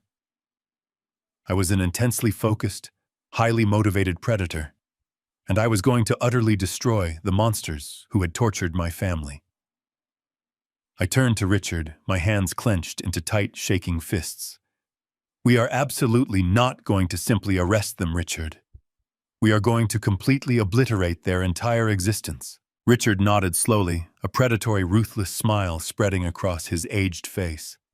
He immediately began coordinating directly with Captain Miller and his elite task force, perfectly laying the legal and tactical groundwork for the ultimate, inescapable trap. I drove rapidly back to the decaying, neon-lit motel to check on my son. Preston was sitting up in the bed, watching the door with wide, terrified eyes. I sat down directly next to him, placing my hands firmly on his trembling shoulders. I told him everything. I explained the terrifying truth about the animal tranquilizers, the massively depleted trust fund, and the horrifying revelation about the tampered brakes. I watched the last remaining shreds of his childhood innocence completely vanish, instantly replaced by a deep, hardening resolve. I pulled him into a fiercely protective hug. "You bravely walked yesterday, son," I told him, my voice carrying the absolute weight of a solemn promise. Tomorrow, you are going to stand incredibly tall, and you are going to actively watch them burn to the ground. We spent the remainder of the weekend silently preparing, completely fortified in our hidden room, waiting for the perfect moment to execute our flawless ambush against the vile woman who had successfully ruined our entire past. Sunday evening finally arrived, casting long, dark shadows across the cold, sprawling city. I sat completely still on the edge of the cheap motel mattress, staring intently at the glowing face of my mobile phone. The digital clock slowly changed to 6 in the evening. Exactly on schedule, a short text message brightly illuminated the small screen. It was from Valerie. The tone was sickeningly sweet, perfectly maintaining her carefully constructed facade of the devoted, loving wife. Heading home early from Napa Honey. I miss you both so incredibly much. See you in exactly an hour. She was completely unaware that her entire hidden empire of lies had already collapsed, that the police were actively waiting in the shadows, and that her perfect victim had finally become her ultimate executioner. I took a slow, deep breath, feeling a profound, absolute sense of icy calm completely wash over me. My hands were perfectly steady as I typed out my brief, incredibly deliberate reply, ensuring she would walk directly into the center of our waiting trap. We are waiting in the living room for you. I sent the text message and slowly placed my mobile phone face down on the small wooden end table. I looked up at my son. Preston was standing perfectly straight by the massive stone fireplace, completely free from the rusted steel wheelchair that had imprisoned him for an entire decade. He was wearing a dark, impeccably tailored suit I had purchased for him just yesterday, his broad shoulders squared, and his chin held remarkably high. The profound physical transformation was nothing short of miraculous. Without the daily influx of the heavy veterinary tranquilizer coursing through his central nervous system, his natural youth and inherent strength had rapidly resurged. The thick, hazy neurological fog had entirely lifted from his bright eyes, replaced by a sharp, burning intensity. We stood together in the absolute suffocating darkness of our expansive living room, waiting in complete silence. The heavy velvet curtains were drawn tightly shut, plunging the entire lower floor of the massive house into pitch blackness. I sat back down in my favorite leather armchair, resting a warm cup of black coffee on my knee. The agonizing wait felt like an eternity. Finally, the distinct crunching sound of tires rolling slowly onto our long gravel driveway pierced the quiet night. I took a slow, deep breath, feeling my pulse steady into a calm, predatory rhythm. Bright headlights swept briefly across the tightly drawn living room curtains, illuminating the dark fabric, before the heavy engine of a large van idled for a brief moment and shut completely off. I heard the sharp thud of a heavy car door closing, followed immediately by a second, a third, and a fourth. They had arrived exactly as Richard and I had anticipated. Heavy, aggressive footsteps echoed loudly across the concrete walkway leading directly to our front porch. There were far too many footfalls for just Valerie and Dr. Thorne. She had brought exactly what we expected. She had brought hired physical muscle to execute her malicious plan.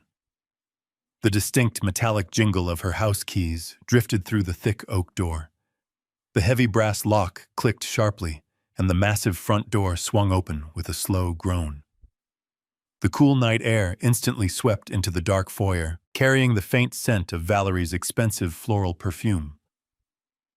I remained perfectly still in the dark shadows of the living room, gripping the smooth handle of my coffee mug. Beside me, I could hear Preston take a sharp, steadying breath. Valerie stepped cautiously into the unlit hallway. She did not reach for the light switch immediately.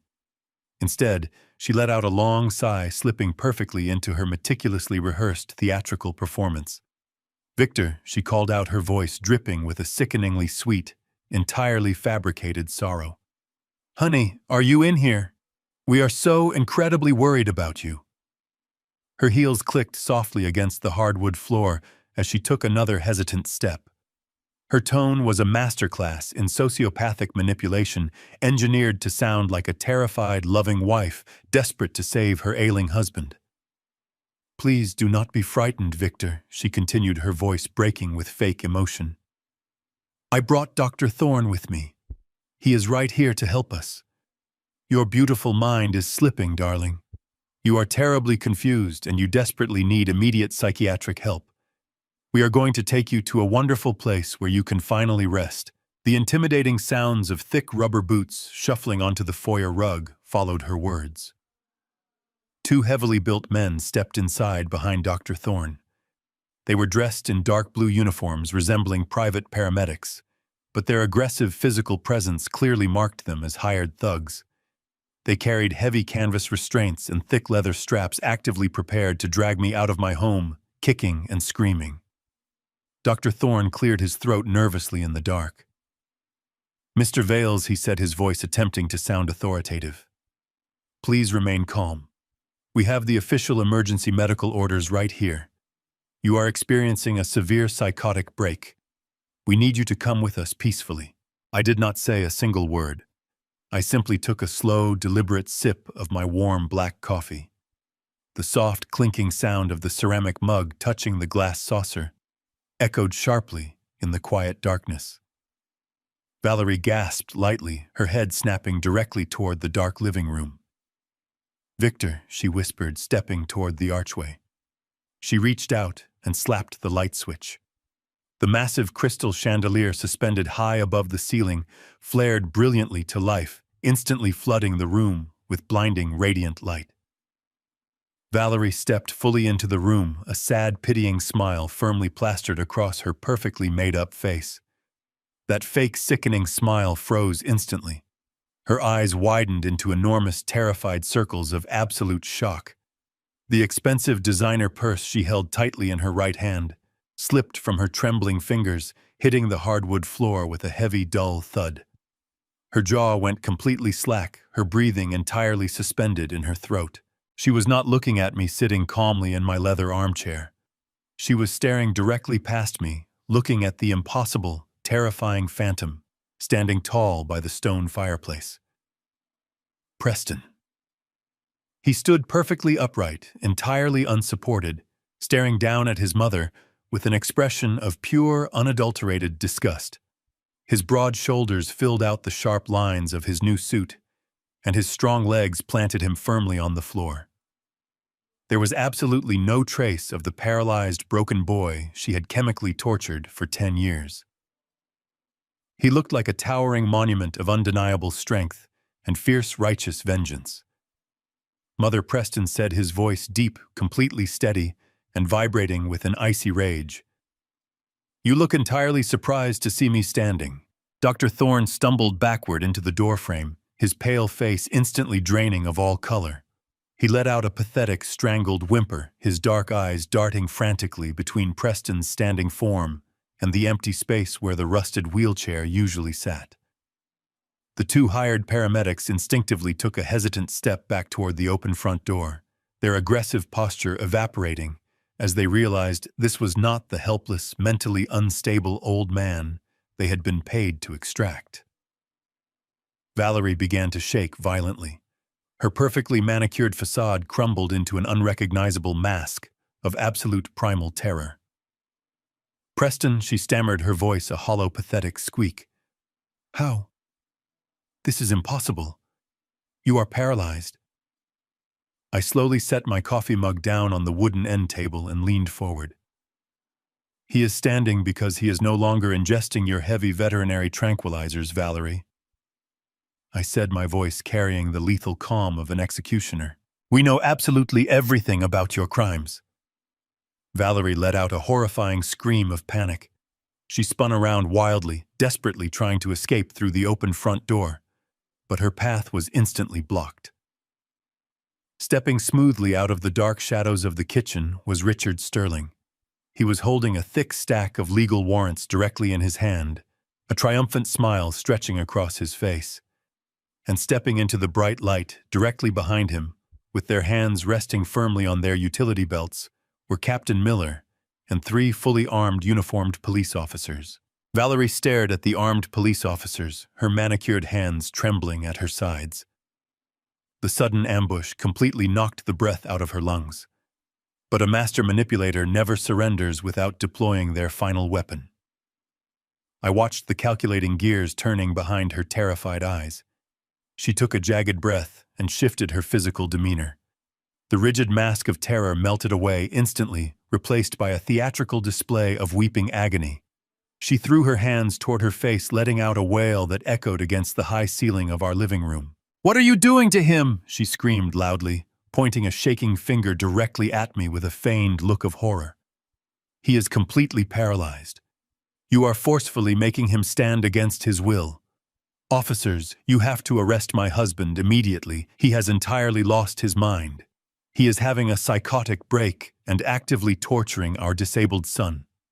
Please, you have to save my poor boy before his crazy father snaps his spine permanently." She lunged forward desperately, trying to throw her arms around Preston to force him back into his fabricated chemical chains.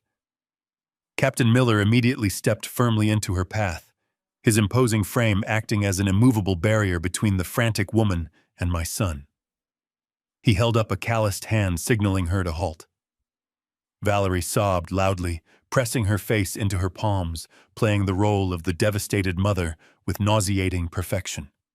She wailed about my rapid dementia, begging Dr. Thorne to corroborate her medical claims to the police.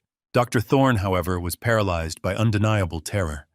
He remained frozen against the wooden doorframe, his panicked eyes fixed on the thick stack of legal warrants resting comfortably in Richard Sterling's confident hands. The disgraced practitioner knew exactly what those stamped documents represented for his future. His lucrative real estate empire and fabricated medical career were actively burning to ash in front of his sweating face.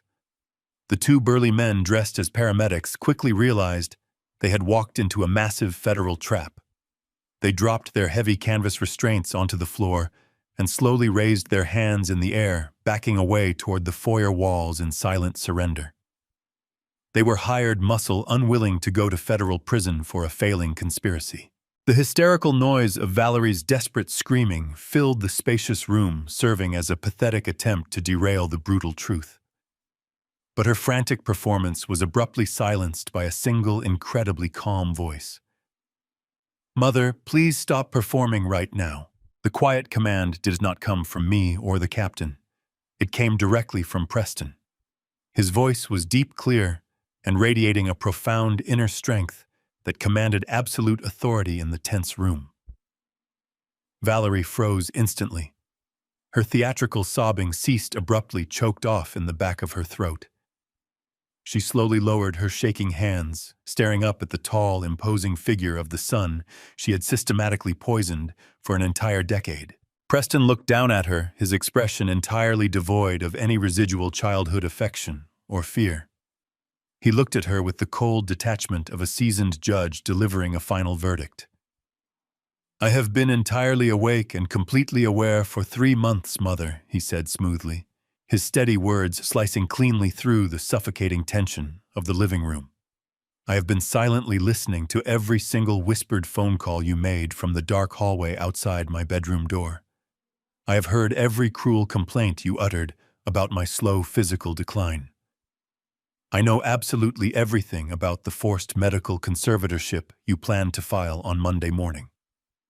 I know exactly how you ruthlessly drained the private trust fund my Uncle Thomas lovingly left to ensure my survival." Valerie opened her mouth to speak, but no words materialized. Her beautiful face drained of all color, leaving her smooth skin a sickening shade of grayish white. She looked exactly like a cornered animal, realizing the trap had permanently snapped shut. She desperately looked over her shoulder toward Dr. Thorne for any sliver of salvation, but the disgraced physician was already slowly raising his shaking hands in a pathetic gesture of ultimate surrender to the heavily armed police officers moving in behind him. I stood up slowly from my leather armchair, carefully smoothing the front of my dark jacket. I did not yell. I did not raise my voice or display a single ounce of the raging fury storming deep inside my tight chest. I moved with cold, deliberate surgical precision. I reached into my thick leather satchel and pulled out the massive stack of documented evidence Richard and I had painstakingly assembled throughout the sleepless night.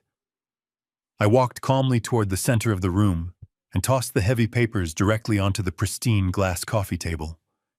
The printed documents landed with a sharp smack that echoed loudly through the brilliantly lit living room. I carefully spread the undeniable proof across the smooth glass surface for everyone to clearly witness. These are the highly encrypted offshore bank statements. Valerie Foy stated calmly, my voice carrying the lethal weight of an inescapable conclusion. They detail every single illicit wire transfer you personally authorized, methodically bleeding my brother's generous $8 million trust fund, completely dry month after month. Next to those financial ledgers are the certified public property deeds, confirming Dr. Thorne's hidden luxury real estate portfolio, purchased exclusively with the stolen funds meant to secure my son's lifelong medical care. And right here I tapped a thick manila folder repeatedly with my index finger. Are the forged psychiatric evaluations you maliciously designed to strip away my mental competency, lock me in a ward, and totally steal my remaining estate? I paused for a long moment, deliberately letting the devastating reality of their total destruction settle heavily onto their shrinking shoulders. Captain Miller silently signaled to his uniformed officers who slowly stepped forward, producing heavy steel handcuffs from their dark utility belts. Valerie began to hyperventilate loudly, taking short, ragged breaths as her entire luxurious world collapsed into absolute ruin. She staggered backward, her expensive high heels catching on the thick Persian rug. But I was not completely finished. The most horrifying revelation was still hidden in my pocket. I reached deep into the inner lining of my winter jacket and slowly pulled out a single neatly folded sheet of thick white paper. It was the official chemical analysis provided directly by Julian Hayes at the highly secure private laboratory. I held it up firmly in the bright light of the crystal chandelier, making absolutely certain that Valerie and Dr. Thorne could clearly see the stark black ink of the indisputable scientific results. And this right here, I said, my voice dropping to a harsh, dangerous whisper that instantly commanded terrified silence from every single person standing in the room, is the official expedited toxicology report. It proves beyond any shadow of a legal or moral doubt exactly what you have been doing in the dark. This is the heavy-grade veterinary tranquilizer, the severe muscular atrophying agent that you have been purposefully and systematically feeding him for 3,600 days. The heavy silence that followed my devastating revelation was completely absolute, hanging in the bright living room like a thick, suffocating cloud of toxic gas. Dr. Aris Thorne stared at the printed chemical analysis in my hand, his dark eyes bulging with absolute primal panic.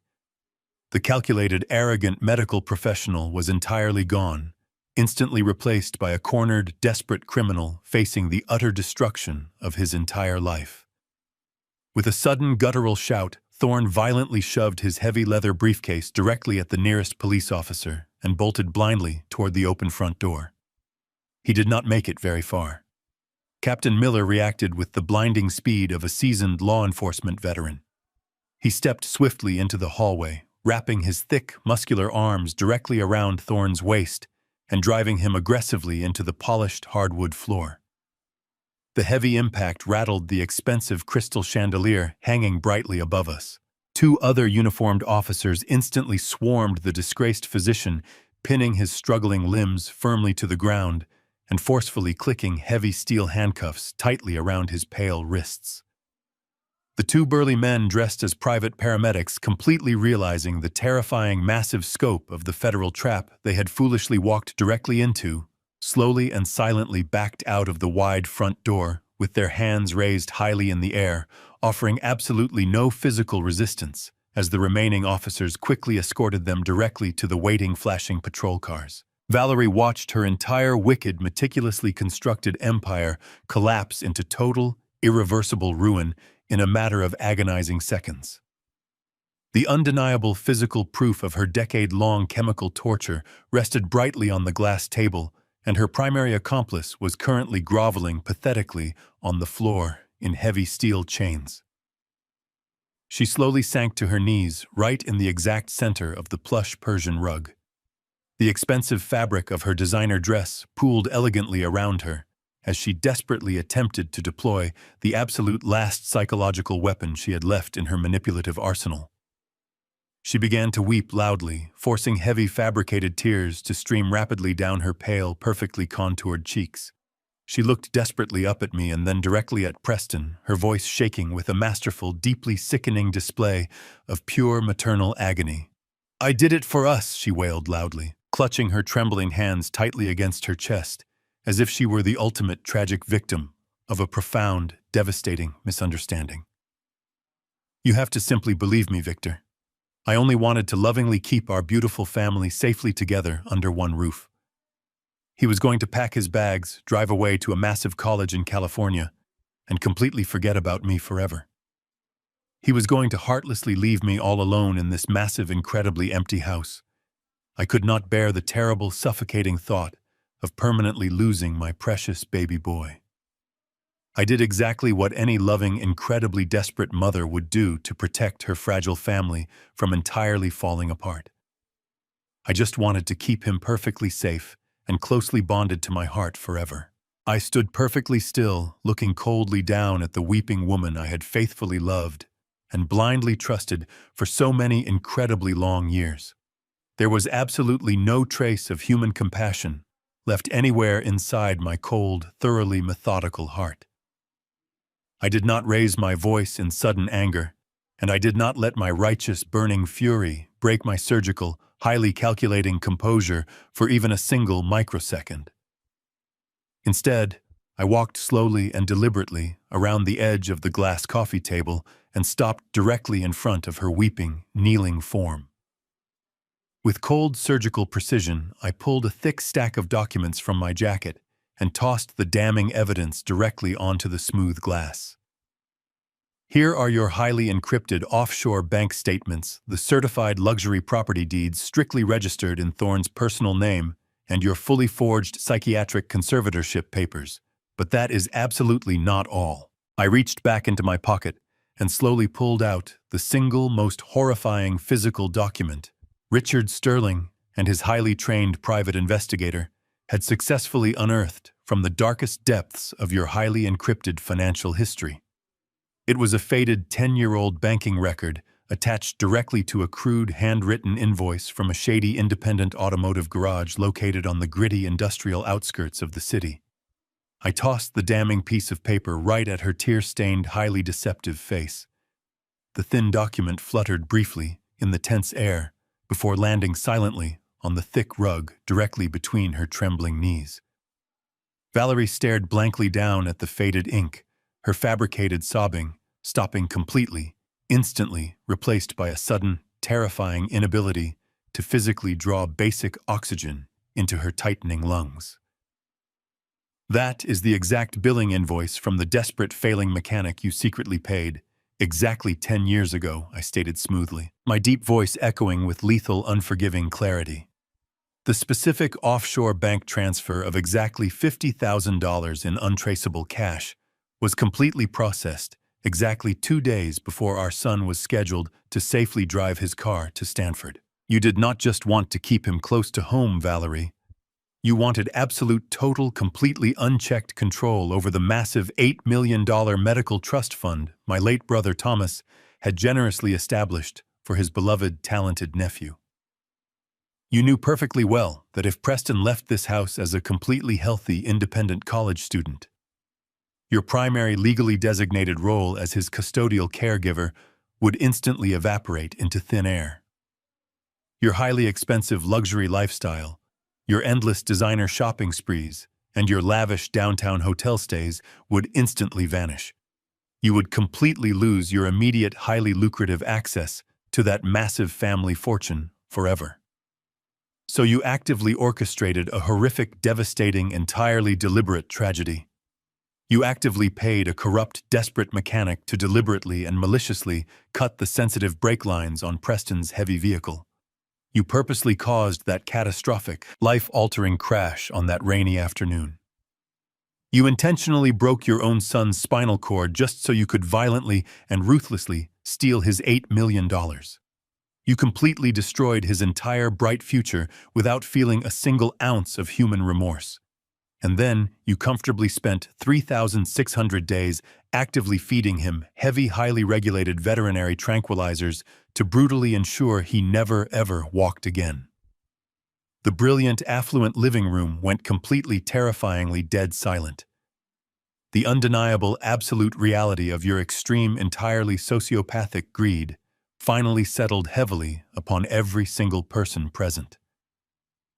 Even the highly seasoned, deeply hardened police officers standing alert guard in the shadowy foyer looked visibly sickened, their stern faces twisting in profound, undeniable disgust at the shivering, kneeling woman. Valerie did not attempt to loudly deny the horrific, incredibly monstrous truth I had just thoroughly exposed. She slowly dragged her wide eyes away from the damning mechanic invoice and looked desperately up at the towering, powerful figure standing firmly by the tall stone fireplace. She slowly reached out her trembling, perfectly manicured hand toward him, her failing voice cracking into a pathetic, hopelessly desperate sob. "Preston, my sweet baby, please listen to me right now." Preston looked down at the woman who had stolen his youth. He did not flinch, nor did he offer even a fraction of a sympathetic gaze toward her trembling, outstretched hand. Instead, he took a slow, deliberate step backward, pulling his impeccably tailored suit jacket away from her grasping fingers, as if her physical touch were a highly toxic, corrosive acid.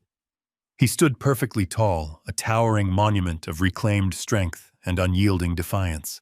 His face remained entirely composed, a mask of absolute chilling indifference that perfectly mirrored the cold, sociopathic detachment she had shown him every single day for the past 3,600 days.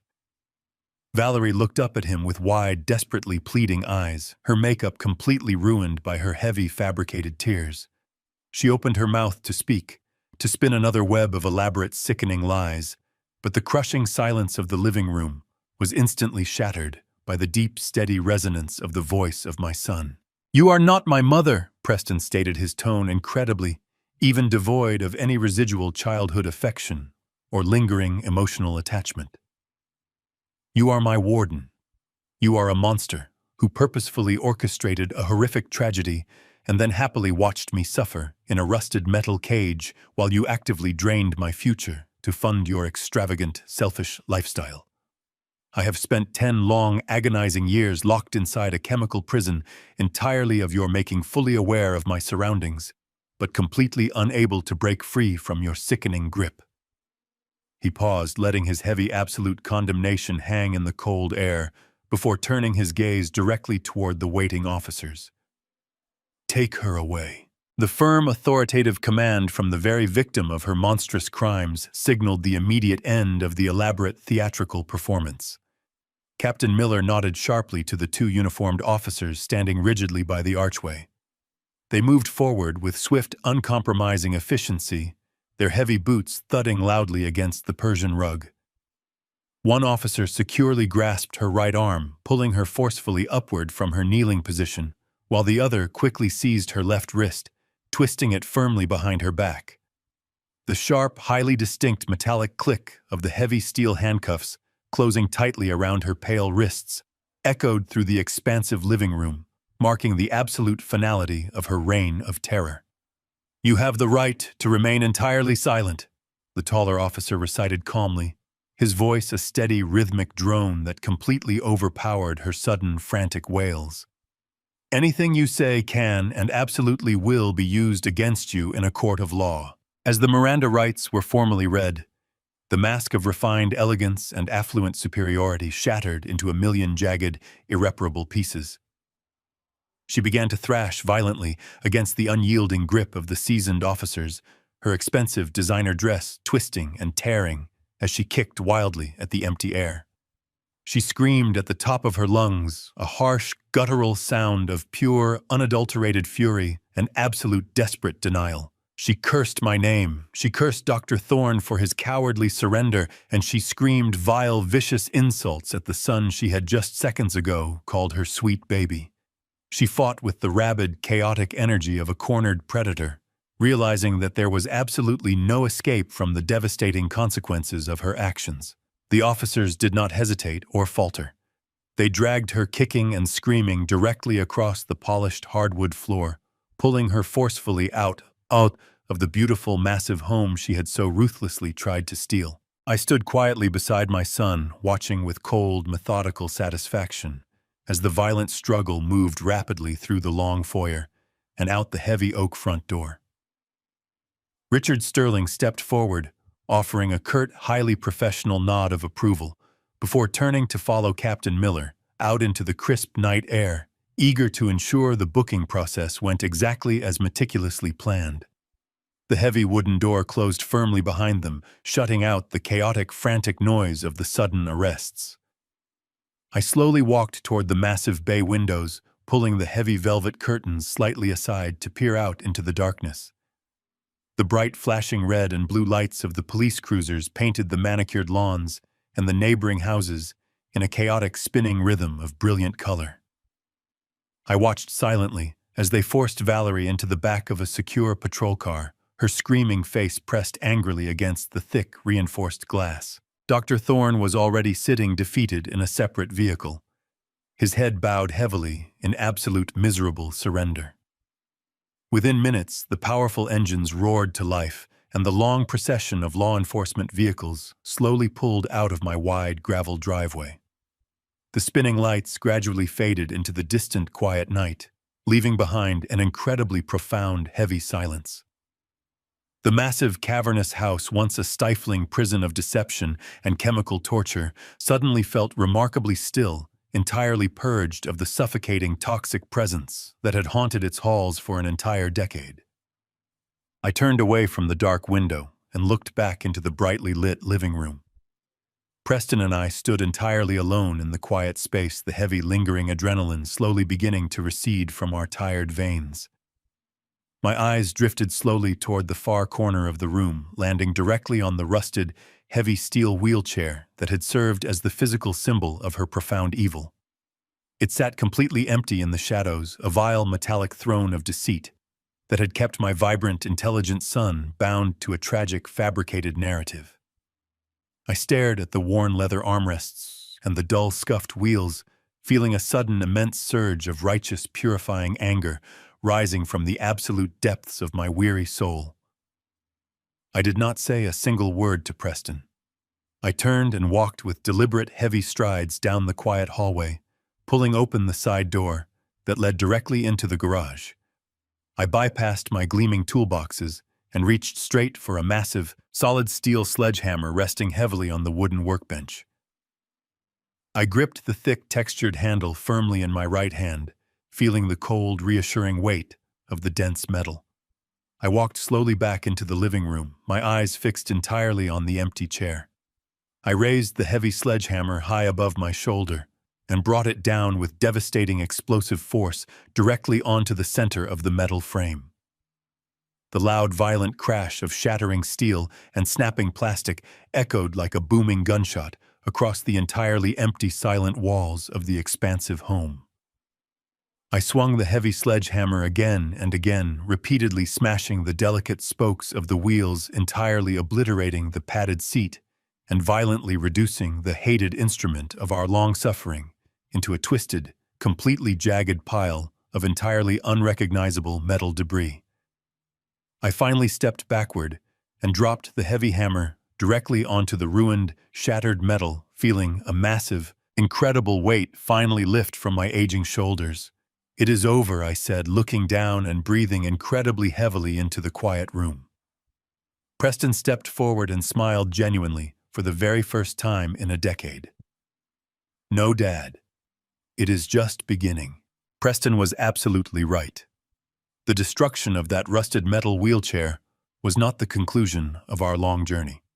It was the loud, echoing starting gun of a ruthless, systematic campaign for absolute justice. The following weeks moved with blinding speed, a whirlwind of federal indictments, courtroom battles, and undeniable vindication.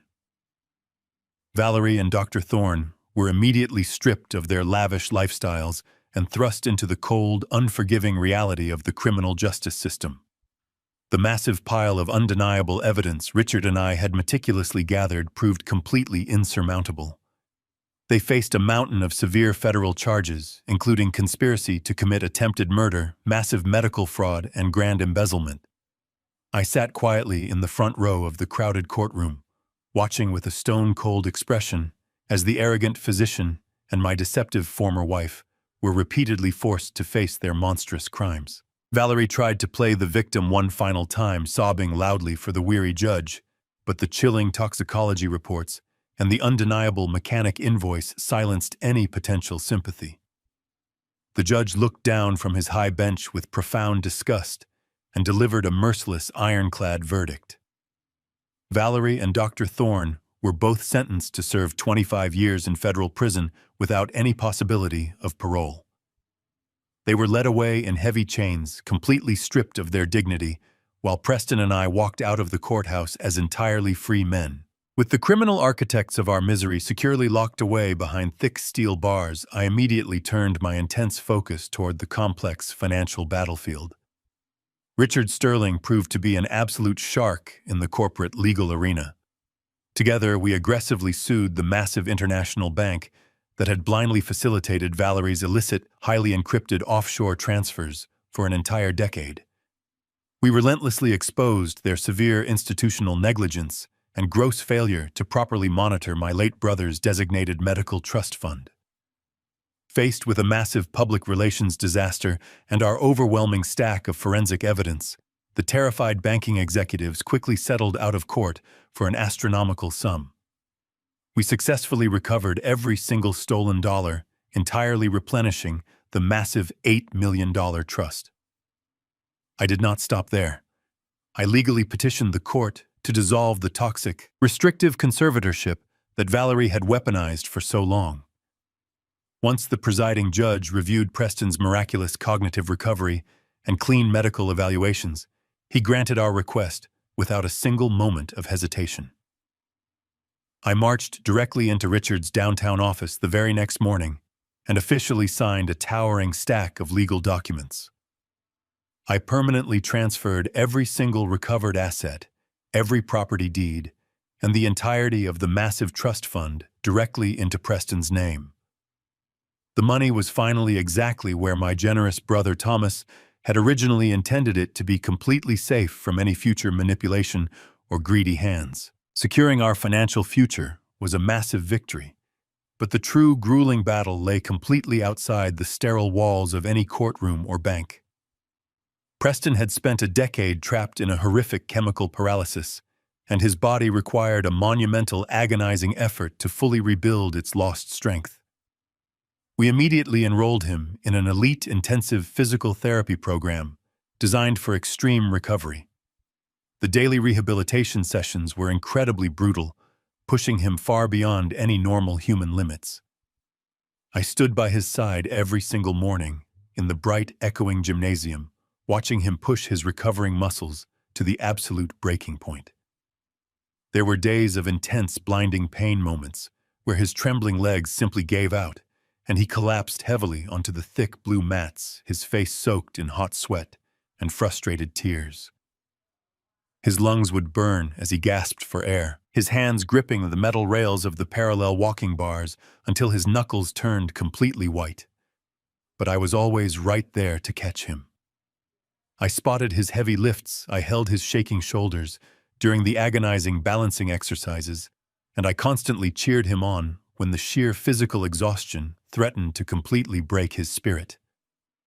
"You are doing perfectly, son," I would tell him, wiping a cool towel across his forehead.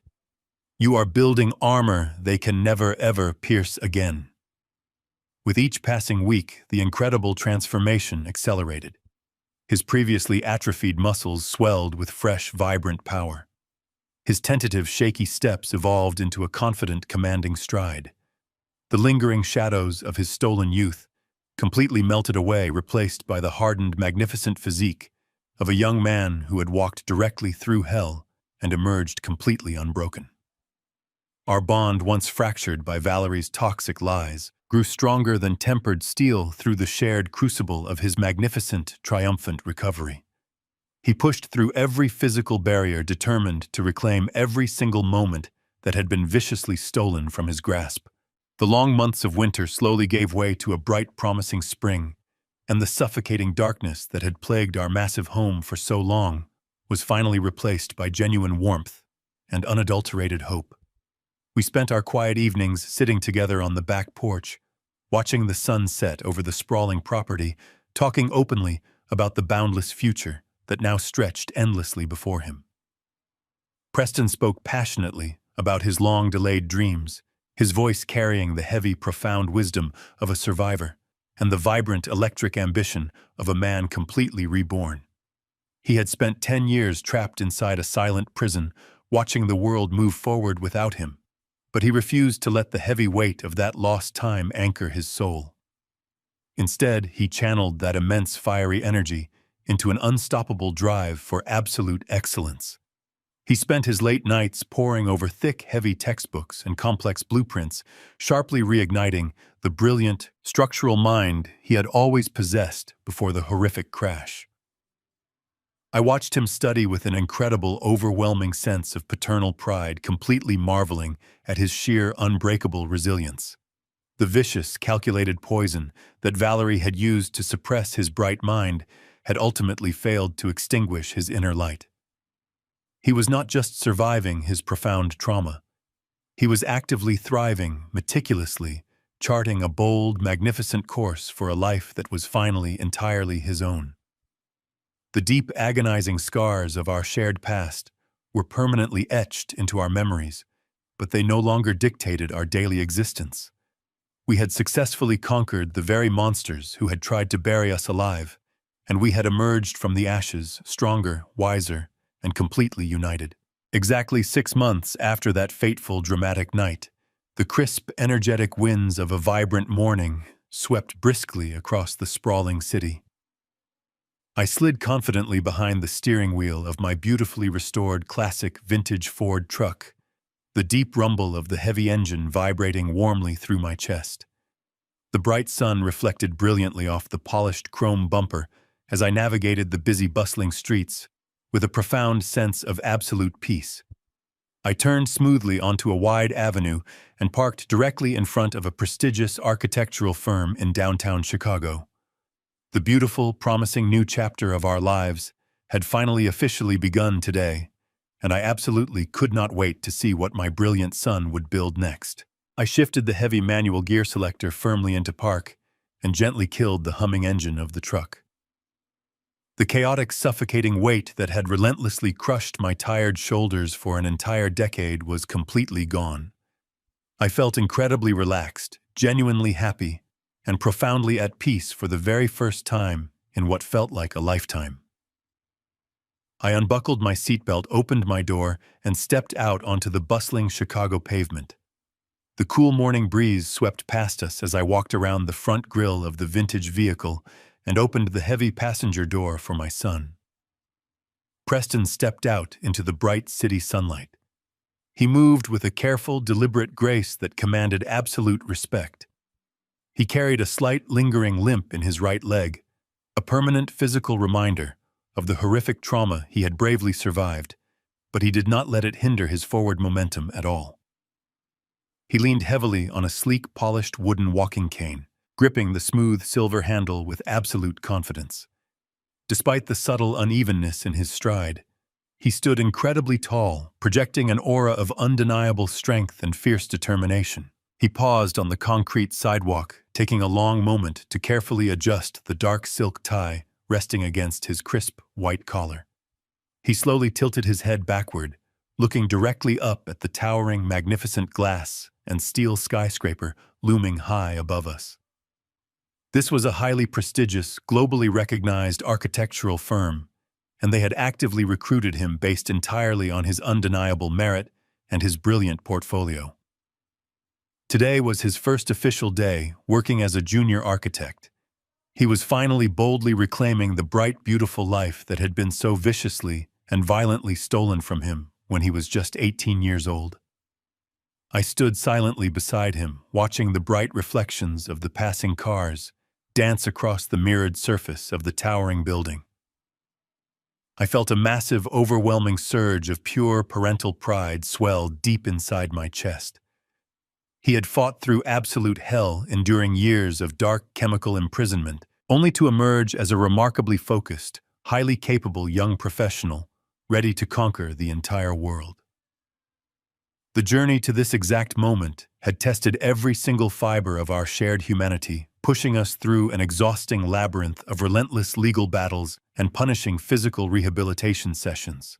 But seeing him standing here now, completely independent and full of unbridled ambition, made every single second of our agonizing struggle entirely worthwhile. He had spent countless grueling hours pushing his physical limits inside the sterile rehabilitation center, enduring immense physical agony, just to be able to stand proudly on this very sidewalk today. The vile woman, who had secretly poisoned his body and stolen his youth, was now securely locked inside a federal penitentiary, serving out her long, miserable sentence without any possibility of early release. Her twisted, greedy accomplice was suffering the exact same lonely fate, entirely stripped of his illicit medical license and his vast, fraudulently acquired wealth. We had systematically dismantled their entire criminal operation, completely recovering the stolen trust fund and legally returning every single asset to its rightful owner. Preston was no longer a helpless victim trapped inside a rusted metal wheelchair. He was a triumphant, entirely independent survivor, actively ready to finally conquer his chosen professional field. We did not need to exchange any grand emotional speeches or shed any heavy tears on that busy sidewalk. We simply turned toward each other and shared a brief, incredibly powerful hug. It was a quiet, profound understanding between two men who had faced the darkest, most evil corners of human nature and survived the brutal ordeal entirely together. He pulled away, offering me a small, confident smile that radiated pure hope and deep gratitude. I clapped him firmly on his broad shoulder one last time. He turned away from the truck, gripping his sleek walking cane, and walked with steady, unyielding purpose directly toward the massive revolving glass doors of the busy lobby. I stayed by the truck, leaning comfortably against the cool metal fender, watching his tall figure completely disappear into the bustling crowd of corporate professionals. I closed my eyes for a brief moment and took a long, incredibly deep breath of the crisp, clean Chicago air. The dark, terrifying shadows of our painful past were permanently behind us, completely replaced by the bright, boundless horizon of a perfectly reclaimed future. The absolute justice we had relentlessly fought for was finally served, and the unbroken legacy of our family was now safely secured in the capable, talented hands of my remarkable son. I opened my eyes, feeling completely ready to embrace whatever peaceful, quiet days awaited me next, knowing with absolute certainty that the terrible nightmare was finally completely over. The most dangerous enemies are rarely the strangers hiding in dark alleys. Sometimes they are the ones sleeping beside us, cloaked in the illusion of love and care.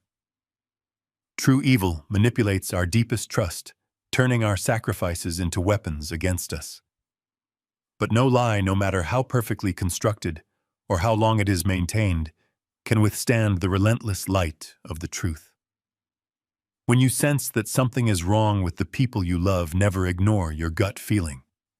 An honest intuition is a highly powerful shield, and taking decisive action is the only way to protect your family.